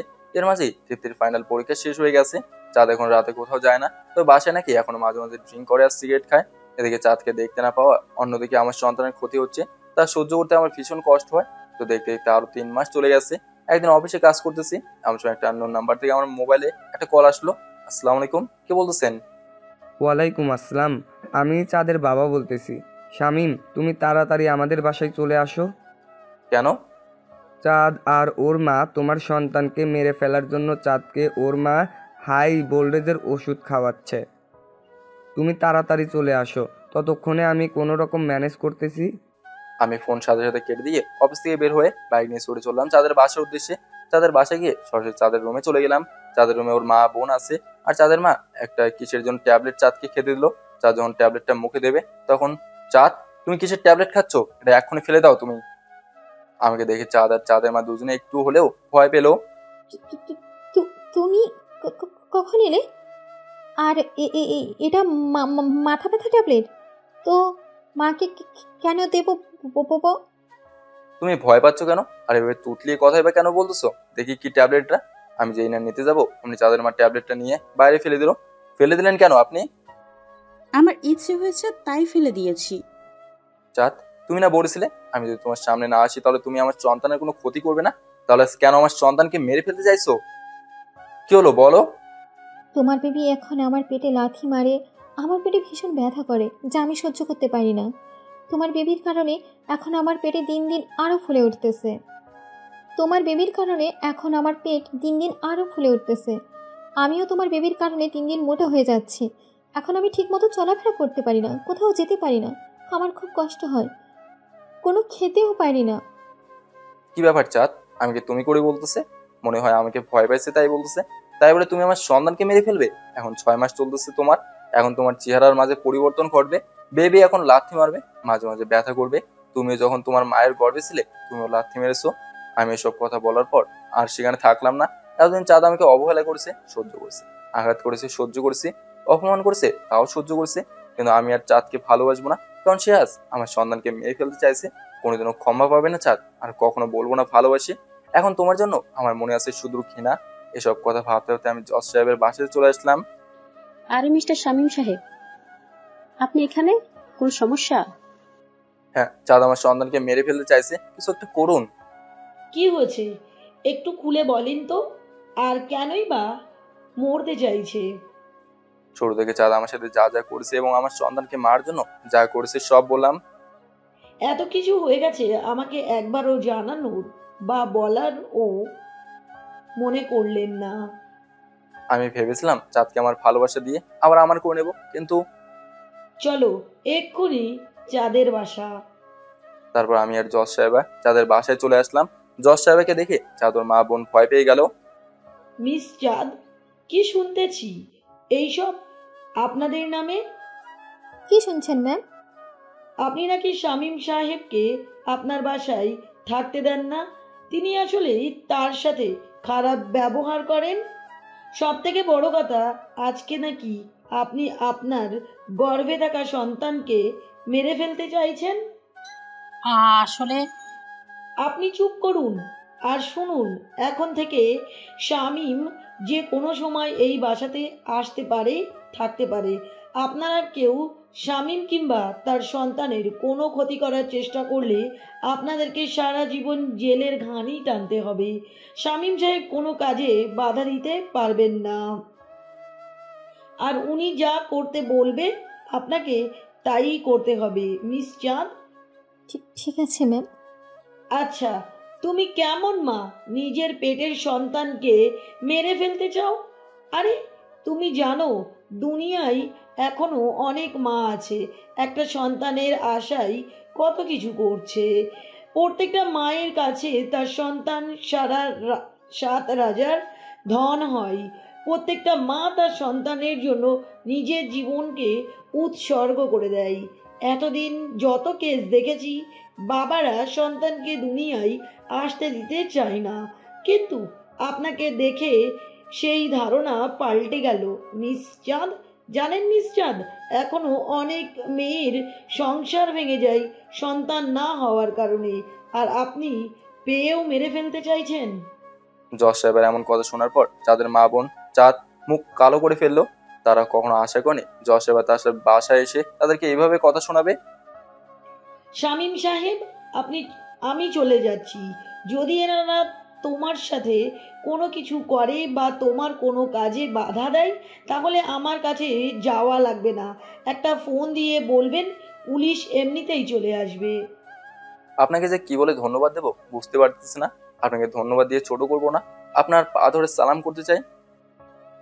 এটা কি করো তুমি?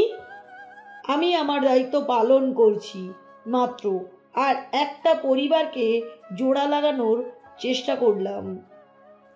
জজ সাহেব চলে গেল। আমি চাঁদকে ধরে আস্তে আস্তে তার ঘরে নিয়ে আসলাম। চাঁদকে বিছানায় বসিয়ে রেখে নিচে এসে চাঁদের জন্য খাবার নিলাম এবং চাঁদের বাবাকে বললাম দুধ গরম করে যেন চাঁদের রুমে নিয়ে আসে। খাবার নিয়ে এসে চাঁদকে বললাম, চাঁদ নাও, আর করো, খাবারটুকু খাবে। খেতে ইচ্ছে করছে না, মুখটা পুরো তেতা হয়ে গেছে। না খেলে বেবি আবার তোমাকে লাথি মারবে। পেট ভরা থাকলে বেবি তোমাকে আর লাথি মারবে না। মিথ্যে কথা বললাম যাতে চাঁদ খাবার খায়। আমার এমন কথা শোনার পর চাঁদ খেতে থাকলো। আমি নিজ হাতে চাঁদকে খাওয়াতে লাগলাম। চাঁদের খাওয়া শেষ হলে শ্বশুরমশাই দুধের গ্লাস নিয়ে হাজির। না, এবার দুধটুকু খাও। আমি দুধ খেতে পারি না, আমার বমি হয়। দুধ না খেলে বেবি দুধ পাবে কোথা থেকে? আর বেবি দুধ খেতে না পারলে কি করবে বুঝতে পারতেছো তো? আবারও মিথ্যে কথা বললাম। চাঁদ এবারও ভয় পেয়ে নাক চেপে ধরে দুধ খেয়ে ফেললো। তারপর চাঁদকে বিছানায় শুয়ে দিয়ে ওর মাথায় হাত বুলিয়ে দিতে থাকলাম। প্রায় আধা ঘন্টা পর চাঁদ ঘুমিয়ে গেল। আমি চাঁদের বাসা থেকে আমার বাসায় চলে আসলাম। এসে দেখি তৃপ্তি আমার জন্য খাবার নিয়ে বসে আছে। কিরে, এখনো খাবার নিয়ে বসে আছিস যে? তোর জন্যই তো বসে আছি। আর আজকে তোর আসতে দেরি হলো কেন? চাঁদের বাসায় গেছিলাম। আবার কেন গেছিস? আবারও তোকে নিশ্চয়ই অপমান করেছে। না, করতে পারে নাই। তারপর সব বললাম। বুঝেছিস এবার? বুঝেছি, তবে সাবধানে থাকিস ভাইয়া, ওদের ওপর বিশ্বাস নেই। তোকে এসব নিয়ে চিন্তা করতে হবে না। তারপর দুই ভাই বোন খাওয়া দাওয়া করে ঘুমাতে গেলাম। পরদিন সকালে ঘুম থেকে উঠে চাঁদের বাসায় চলে আসলাম।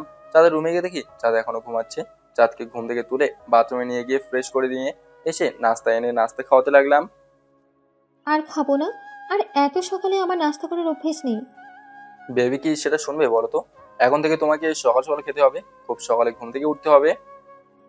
এমনিতে দেখ শরীর কি মোটা হয়ে গেছে, আর তুমি প্রতিদিন সকাল সকাল খেতে বলতেছো? আগে খাও, তাহলে শরীরে বল পাবে, তখন মোটা শরীর নিয়েও চলতে পারবে। চাঁদকে আবারও খাইয়ে দিতে লাগলাম। খাওয়া দাওয়া শেষ করে চাঁদকে আবার জোর করে দুধ খাওয়ালাম।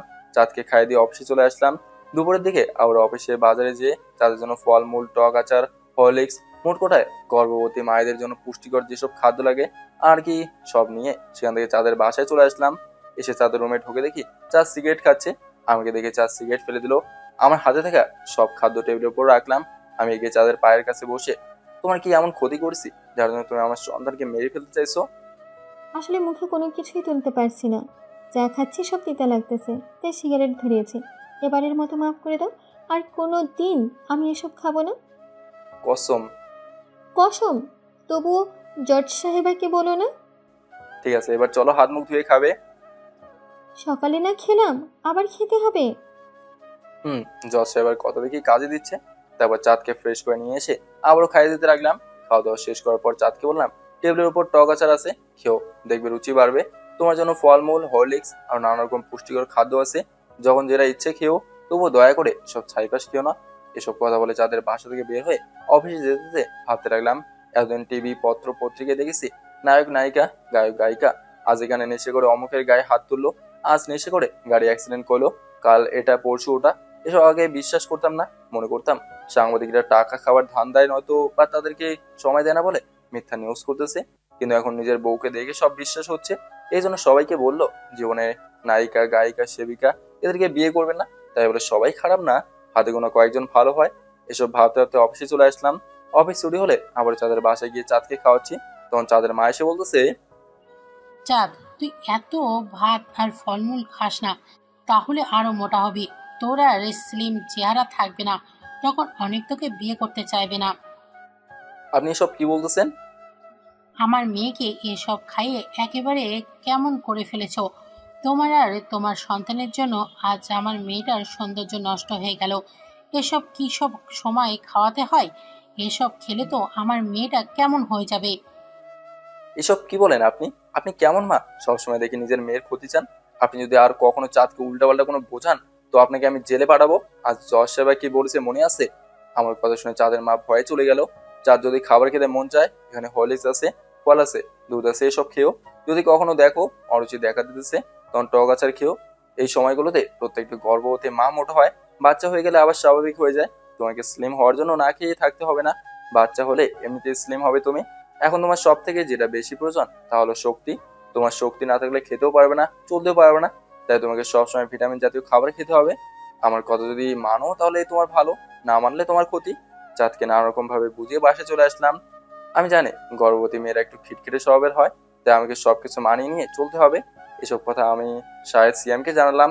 আমি এখন প্রতিদিন 3 বেলা চাঁদকে নিজ হাতে খাইয়ে দিই, আর বন্ধের দিনগুলো এখন আর তৃপ্তির সাথে ঘুরতে যায় না, চাঁদকে নিয়ে যাই। এখন চাঁদ আমাকে আর অপমান করে না। চাঁদ এখন সিগারেট, মদ খাওয়া বাদ দিছে, হয়তো বা জজ সাহেবের ভয়ে।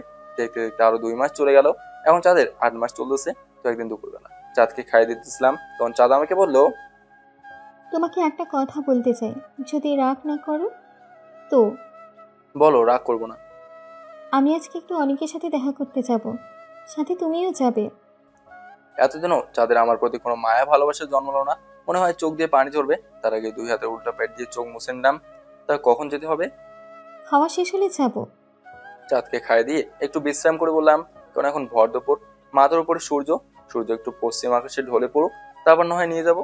কিছুক্ষণ বিশ্রাম করার পর চাঁদকে ধরে আস্তে আস্তে নিচে নিয়ে এসে বাইকের পেছনে বসলাম আর চাঁদের বলার ঠিকানা নিয়ে আসলাম। অনেকক্ষণ পর অনেক একটা মেয়ের হাত ধরে চাঁদের কাছে আসলো। অনেক মেয়েটাকে একটু দূরে রেখে এসে চাঁদকে বললো, বলো। আসলে আমিও একটু দূরে আছি, তবে ওরা যদি কিছু বলে তা সব শুনতে পাবো আমি। অনেক, তুমি আমার সাথে এখন যোগাযোগ করো না কেন? ফোন দিলে ধরো না, কারো দ্বারা দেখা করতে বললে আসো না, এসবের মানে কি? তোমাকে সোজাভাবে বলতেছি, ওই মেয়েটাকে দেখছো না, ও আমার বিয়ে করা বউ। ওর সাথে আমার বিয়ে হয়েছে আজ প্রায় 3 বছর। তাই আমি তোমার সাথে দেখা করার বা সময় দেওয়ার কোনো মানে হয় না। তাহলে এতদিন কি ছিল? শামীমের সাথে বিয়ে হওয়ার আগে বা কি ছিল?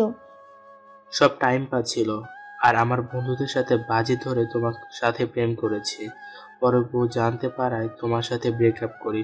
তোমার বিয়ে হয়ে যাওয়ার পর তোমার মা আমাকে অনুরোধ করে তোমার সাথে সম্পর্কটা কন্টিনিউ করার জন্য, যাতে তোমার সাথে সম্পর্ক করি।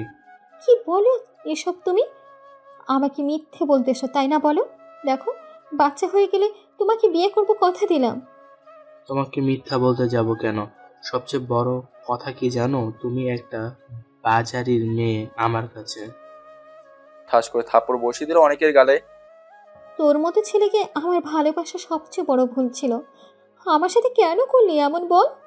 আমি তোর সাথে কিছুই করতে চাইনি।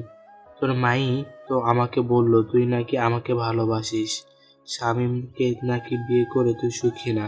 তাই ভাবলাম তোর সাথে প্রেমের অভিনয়টা করতে তো কোনো সমস্যা নাই। পরে ভাবলাম তোর সাথে তো প্রেম করতেছি, এবার বিছানায় নেওয়া দরকার, কিন্তু তোর স্বামীর কারণে বারবার হেরে গিয়েছি বিছানায় নিতে। আমার তোর সাথে প্রেম করার মূল উদ্দেশ্য ছিল তোকে ভোগ করা। আগেই তো বললাম, তোমরা যারা বিনোদন জগতে কাজ করো তারা আমার কাছে বাজারি। তোমাদের না আছে নিজের সম্মান, না আছে পরিবারের সম্মান। খোলামেলা ভাবে থাকতে পছন্দ করো তোমরা। ছি অনেক, এই ছিল তোমার মনে? ষাঁড়ের সামনে যদি লাল কাপড় ধরো, ষাঁড় তো যাবেই। তেমনি তুমি বারবার আমার কাছে এসেছো, আমি যাইনি। আর যখনই এসেছো আমার কাছে নিজেকে বিলিয়ে দিতে এসেছো। শামীম গাধা থেকে তোর মতো মেয়ের পিছনে আজও পড়ে আছে। আমি হলে কবেই তোকে ছেড়ে দিতাম। তোর মতো মেয়ের কোনো ভদ্র পরিবারের ঘরের বউ হতে পারে না। আর তোর ভাগ্য আর অন্য দিক দিয়ে ভালোই তাহলে। আমার স্ত্রী দিনদার, তা না হলে কবেই তোকে কি করতাম। তোর মতো বাজারি মেয়ের চেয়ে আমার বউ হাজার গুণ ভালো। তাহলে এখানে এখনো দাঁড়িয়ে আছিস কেন? যা, তোর ভালো বউয়ের কাছে যা। তোর মতো বাজে ছেলেকে বিশ্বাস করা আমার সবচেয়ে বড় ভুল ছিল। আমি দাঁড়িয়ে থেকে ওদের সব কথা শুনলাম, তবে মনে এতটুকু শান্তি পেলাম, পাপ করলে পাপের শাস্তি দুনিয়াতেই পেতে হয়। আজ সকালে তোমাকে কেউ কাঁদাবে, সন্ধ্যায় তাকেও কাঁদতে হবে। যেমন তুমি অন্যের সাথে অন্যায় করবে, তোমার সাথেও কেউ ঠিক এমনই অন্যায় করবে। অনেক চাঁদকে আর কোনো বলতে না দিয়ে হাসতে হাসতে চলে গেল। চাঁদ ওখানে বসে কাঁদতে লাগলো। আমি চাঁদের কাছে এগিয়ে গেলাম। দেখো, তুমি কান্না করো না প্লিজ। তুমি কান্না করলে আমার সন্তানের ক্ষতি হবে। আমি কি আমার ইচ্ছা মতো কাঁদতেও পারবো না? পারবে, তবে আমার সন্তান যখন আপনার কাছে থাকবে না তখন। এখন প্লিজ কান্না বন্ধ করুন আর আমার সাথে চলুন, এক জায়গায় যাব। কোথায় যাব? আমি চাঁদের কথার উত্তর না দিয়ে চাঁদকে ধরে বাইকে তুলে বাইক চালাতে থাকলাম। বাইক এনে দাঁড় করালাম আমার বন্ধু ডক্টর মিন্টুর ক্লিনিকে। আমরা এখানে কেন আসলাম? কোনো কথা না বলে আমার সাথে ভেতরে চলো। চাঁদকে ধরে ভেতরে নিয়ে এসে দেখি অনেক সিরিয়াল। মিন্টু আমাকে দেখতে পেয়ে তার সৌরকে বাইকের রোগীগুলোকে দেখতে বলে তার চেম্বারে নিয়ে গেল। শামীম হঠাৎ এতদিন পর কি মনে করে? আর আন্টি তৃপ্তি কেমন আছে? মায়ের কথা বলাতে আমার মুখটা কালো হয়ে গেল। চারিদিকে দেখি তারও ঠিক একই অবস্থা। পরে স্বাভাবিক হয়ে জবাব দিলাম, ওকে একটু তো দেখা লাগবে। তাছাড়া 8 মাসের অন্তঃসত্ত্বা সে, আর মা মারা গেছে 8 মাস হলো। আমি শরীরে তোর এমন বিপদের সময় থাকতে পারিনি। তাই ইনি কি হয় তোর? আমার ডিভোর্স হয়ে যাওয়া ওয়াইফ। তাহলে ইনি সেই গায়িকা চাঁদ যে তোকে গুলশান ক্লাবে থাপ্পড় মেরেছিল? ইনাকে তো চেনাই যাচ্ছে না। এসব কথা পরে হবে, এত কথা বাদ দিয়ে একটু চেক আপ কর। মিন্টুর মুখে গুলশান ক্লাবের কথা শুনে চাঁদের মুখটা কালো হয়ে গেল। মিন্টু চাঁদকে ধরে বেডে শুয়ে দিয়ে চেক আপ করতে লাগলো। চেক আপ করার শেষে কিছু রিপোর্ট পরীক্ষা করার জন্য ল্যাবে দিল। দেখ শামীম, তোর সন্তান সম্ভবত মৃত জন্মাতে পারে। কি বলিস এসব তুই? ভালো করে দেখ, কোথাও ভুল হতে পারে। ভালো করেই দেখেছি। আর দেখলি তো রিপোর্টগুলো ল্যাবে পাঠালাম। একটু অপেক্ষা কর, সব পরিষ্কার হয়ে যাবে। আবার আমার ধারণা ভুল হতেও পারে। মিন্টুর মুখে মৃত বাচ্চার কথা শুনে আমি যতটা না মন খারাপ করেছি, তার চেয়ে বেশি মন খারাপ করছে চাঁদের। না পারে এখনই কান্না করে দেয় আর আমার দিকে অপরাধীর মতো তাকিয়ে এসছে। চাঁদ ভাবতে পারেনি ডাক্তার তাকে এই ধরনের কথা বলবে। একটু পর রিপোর্ট আসলো। মিন্টু ভালো করে দেখে বলল, তোর বাচ্চা এখনো বেঁচে আছে, তবে একটু বেখেয়ালি হলে মৃত জন্মাতে পারে। সাবধানে থাকতে হবে এখন থেকে তোর বউকে। তোর ভাগ্য ভালো, তা না হলে তোর বাচ্চা মৃত হতো। জানি কেন এমন হলো, তবে মানতে হবে আল্লাহ যাকে বাঁচায় তাকে কেউ মারতে পারে না। আসলে তোর সন্তানের এমন হতো না। তোর বউ মনে হয় ড্রাগস সেবন করতো। আর রিপোর্টের স্পষ্ট দেখা যাচ্ছে তোর বউ অনেক দিন থেকে হাই ডোজের ওষুধ সেবন করত, তাই তার সন্তানের এমন অবস্থা। আচ্ছা, কতবার চেক আপ করিয়েছিস তোর বউকে? আজই প্রথম। তাই তো বলি, তাহলে তোর সন্তান কেন পেটের মধ্যে এমন অবস্থায়? দেখ, তোর সন্তান জীবিত জন্মালেও পাগল হতেও পারে, কিংবা অটিজম। তোর আরও আগেই ডাক্তারের কাছে নিয়ে আসা উচিত ছিল। আমি মিন্টুর কথা শুনে অবাক হয়ে গেলাম। মিন্টুকে কোনো না বলে চাঁদের দিকে তাকালাম। চাঁদ সাথে সাথে মাথা নিচু করে ফেললো। তাহলে এখন আমাকে কি করতে হবে? এখন থেকে সবসময় তোর বউকে সাবধানে চলাচল করতে হবে। সবসময় তোর বউয়ের পাশে কাউকে থাকতে হবে এবং তাকে পুষ্টিকর খাদ্য খাওয়াতে হবে। আর ভুলেও যেন হাই ডোজের ওষুধ কিংবা ড্রাগ সেবন না করে তোর বউ, তাহলে সন্তান স্বাভাবিক হয়েও জন্মাতে পারে। আমি মিন্টুর কাছ থেকে বিদায় নিয়ে চাঁদকে নিয়ে ওর বাসায় চলে আসলাম। পুরো রাস্তা চাঁদকে কোনো কথা বলে নাই। বাসায় এসে ওর বাবাকে খাবার নিয়ে চাঁদের ঘরে আসতে বললাম। আসলে সন্ধ্যার পর আর ওদের বাসায় কোনো কাজের লোক কাজ করে না। তাছাড়া চাঁদ জানে না ওর বাবা কাজের মানুষের মতোই বাড়িতে আছে। চাঁদ জানে ওর বাবা একমাত্র মানুষ যে আমাকে সাহায্য করতেছে।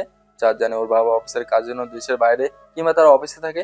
আবার আমার সন্দেহ অন্য কেউ খাবারে বিষ মিশিয়ে নিয়ে আসতে পারে আমার সন্তানকে মেরে ফেলার জন্য। চাঁদের রুমে এসে চাঁদকে বলতে লাগলাম, তুমি আবারও নেশা করা শুরু করে দিয়েছো। তোমাকে তো বলেছি আমার সন্তান পৃথিবীতে আসলে আমি তোমার সামনে আর কখনো আসবো না। তোমার যাতে কোনো দিক দিয়ে ক্ষতি না হয় সব দিকের ক্ষতিপূরণ করে দিয়েছি, টাকা দিয়েছি, তোমার সেবা করেছি, তোমার পাশে থাকতেছি, কখন কি লাগে সব দিতেছি। আর কি চাও? বিশ্বাস করো, ওই দিনের পর থেকে আমি আর কোনো নেশা করি নাই। তাহলে ডাক্তার যেটা বললো? যখন তুমি আমাদের বাসায় 3 মাস আসো নাই, সেই সময় আমি প্রচুর ধূমপান করেছি আর ড্রিঙ্ক করেছি। এরপর প্রতি রাতে বেবি আমার পেটে লাথি মারতো, পেট ব্যথা করতো। তখন একথা মাকে বলে মা প্রতি রাতে আমাকে একটা করে ব্যথার ট্যাবলেট খাওয়াতো। আসলে ওটা যে ব্যথার ট্যাবলেট না, তা আজ জানলাম। পিছনে ঘুরে দেখি চাঁদের বাবা খাবার নিয়ে এসেছে। ওনার কাছ থেকে খাবার নিয়ে চাঁদকে খাওয়ালাম। প্রথমে অবশ্য খেতে চায়নি, পরে অনেক জোরাজোরি এবং সন্তানের কথা ভেবে খাইছে। চাঁদকে খাইয়ে দিয়ে বাসার বাইরে আসলাম। তখন চাঁদের বাবা আমাকে বলতে লাগলো, আমার মেয়েটা অতটাও খারাপ ছিল না।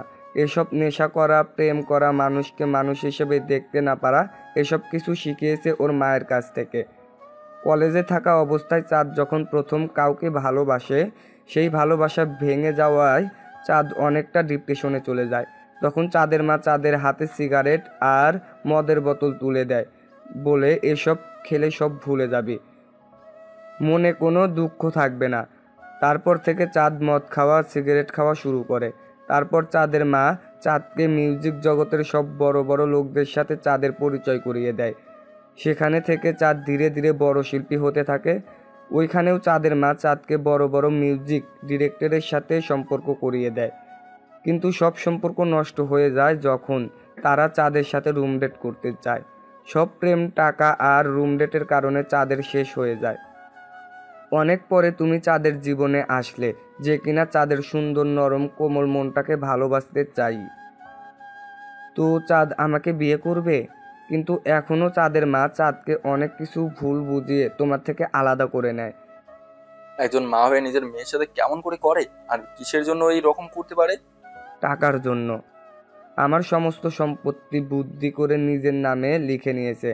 আমি এতদিন ওইখানে এত অবহেলার পরেও কেন পড়ে আছি জানো? আমার মেয়ে দুটার জন্য আর আমার ভাই বোনের পরিবারের জন্য। আমি আজকে এখান থেকে চলে গেলে কালকে চাঁদের মা আবার ভাই বোনের বসত বাড়ি সব কিছু দখল করে নিবে। আমার সামান্য ভুলের সাজা আমার ভাই বোনও পাচ্ছে।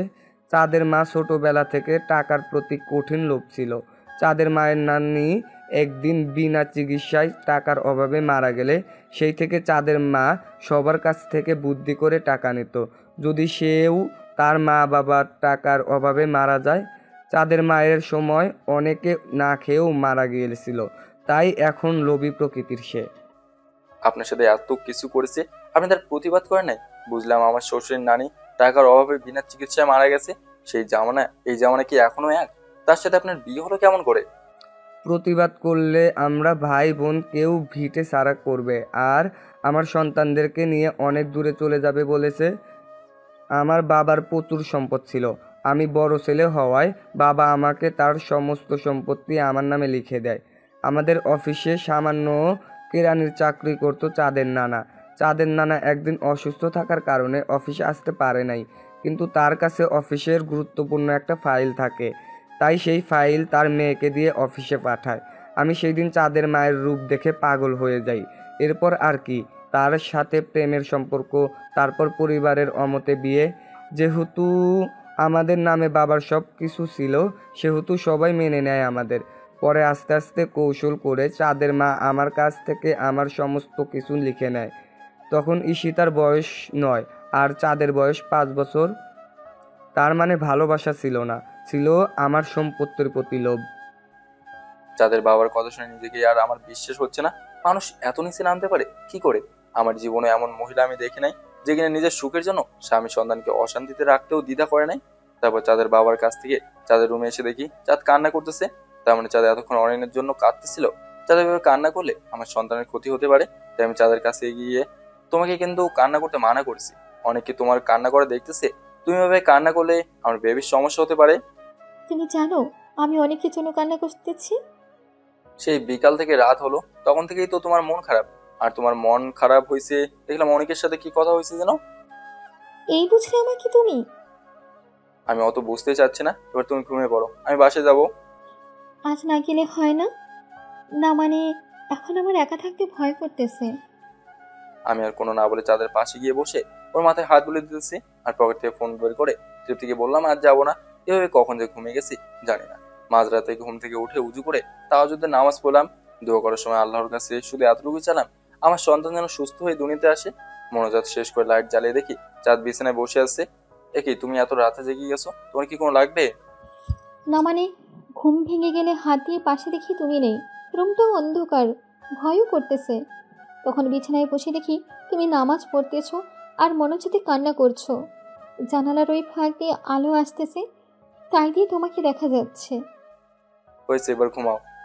মাথায় একটু হাত বুলিয়ে দেবে? আমি আর কোনো না বলে চাঁদের মাথায় হাত বুলিয়ে দিতে লাগলাম। এভাবে হাত বুলিয়ে দিতে ফজরের আজান দিল। দেখি চাঁদ ঘুমিয়ে গেছে। আমি উঠে আবার ফজরের নামাজ আদায় করে চাঁদের পাশে ঘুমালাম। সকালে চাঁদের ডাকে আমার ঘুম ভাঙলো। এই ওঠো না, সকাল হয়ে গেছে, অনেকক্ষণ হলো, অফিসে যাবে না? আমি চাঁদের ডাকে শুনে ঘর পরে উঠে নিজে ফ্রেশ হয়ে চাঁদকে ফ্রেশ করে দিয়ে চাঁদকে নিজের হাতে খাইয়ে দিয়ে অফিসে চলে আসলাম। এভাবে দিনের পর দিন যেতে লাগলো, কিন্তু বিপত্তি ঘটলো অফিসে। ইদানিং বস আমার সব ধরনের বিষয়ে নজর দেয়। আমি আমার পরিবার আর বউয়ের সাথে কেমন ব্যবহার করতাম তা সবার কাছ থেকে জেনে নেয়। অফিসে অন্য সবার চেয়ে বস একটু আমাকে বেশি ভালোবাসে, অন্য সবার চেয়ে আমার কাজের চাপও কম। আসলে এই 3 মাসে আমি বসকে 5টা নতুন কন্ট্রাক্ট পাইয়ে দিতে সাহায্য করেছি। সেখানে অবশ্য তার মেয়েও ছিল, তাই হয়তো আমাকে এত ভালোবাসে, কাজের চাপ কম দেয়। দেখতে দেখতে আরো 1 মাস চলে গেল। তোমাকে একটা কথা বলবো, রাখবে? কি কথা বলো? না মানে আর কিছুদিন পর তো বেবি হবে, তাই আর কি বলতেছিলাম, তুমি যদি এখন থেকে রাতে আমার সাথে থাকো তাহলে খুব ভালো হতো। বলা তো যায় না কখন পেন ওঠে। আমি মনে মনে ভাবতেছি চাঁদ তো ঠিক কথাই বলেছে, আর চাঁদকে তো নিয়ে এবছর কেউ হাসপাতালে যাবে না। ইদানিং দেখতেছি চাঁদ আমার সাথে অনেক ভালো ব্যবহার করা শুরু করে দিয়েছে। আগের মতো আর কোনো অপমান আঘাত এসব করে না, হয়তোবা জেলে না যাবার ভয়ে এসব করতেছে। জজ সাহেবের কথার ভয়ে আমার সাথে ভালো ব্যবহার করতেছে, কিন্তু আমার মন বলতেছে অন্য কিছু। চাঁদ আমার প্রতি দুর্বল হয়ে পড়ছে। ঠিক আছে, আমি থাকবো, না এবার ঘুমিয়ে পড়ো। ওদিকে কোথায় যাচ্ছ? বিছানায় এসে আমার পাশে শুয়ে পড়ো। আমি আর সোফায় না গিয়ে বিছানায় শুয়ে পড়লাম চাঁদের পাশে। এখন আমি চাঁদের বাসা ও রুমে ওর সাথেই থাকি। আগের চেয়ে চাঁদ অনেক ভালো হয়ে গেছে। আমার কিছু বলার আগেই নিজের আর তার গর্ভে থাকা সন্তানের খেয়াল রাখেছে। তো দেখতে দেখতে অনেকদিন চলে গেল। একদিন ওর বোন আমার আর অফিসের কলিগ মোমোর ফটো অনেক বাজেভাবে কমেন্টে এক করে দেখায় চাঁদকে। আমি অফিস থেকে বাসে যাওয়ার পর চাঁদ আমাকে ওই ফটোগুলো দেখিয়ে, আমি তো জানতাম তুমি অনেক ভালো, কিন্তু তোমার মাঝে যে খারাপ পশু আছে তা জানতাম না। চাঁদ এসব কি বলো তুমি? তোমার কোথাও ভুল হচ্ছে। আমার কোথাও ভুল হচ্ছে না। আমার বোন কখনো মিথ্যা কিছু নিশ্চয়ই আমাকে দেখাবে না। আমি তো তোমাকে ধীরে ধীরে অনেক বেশি ভালোবেসে ফেলেছি। তোমার যদি দেহ লাগতো আমাকে বলতে, কষ্ট করে হলেও তোমার চাহিদা মেটা দাও। চাঁদ এসব বাজে কথা বন্ধ করো, এখানে আমাকে ফাঁসানোর চেষ্টা চলতেছে।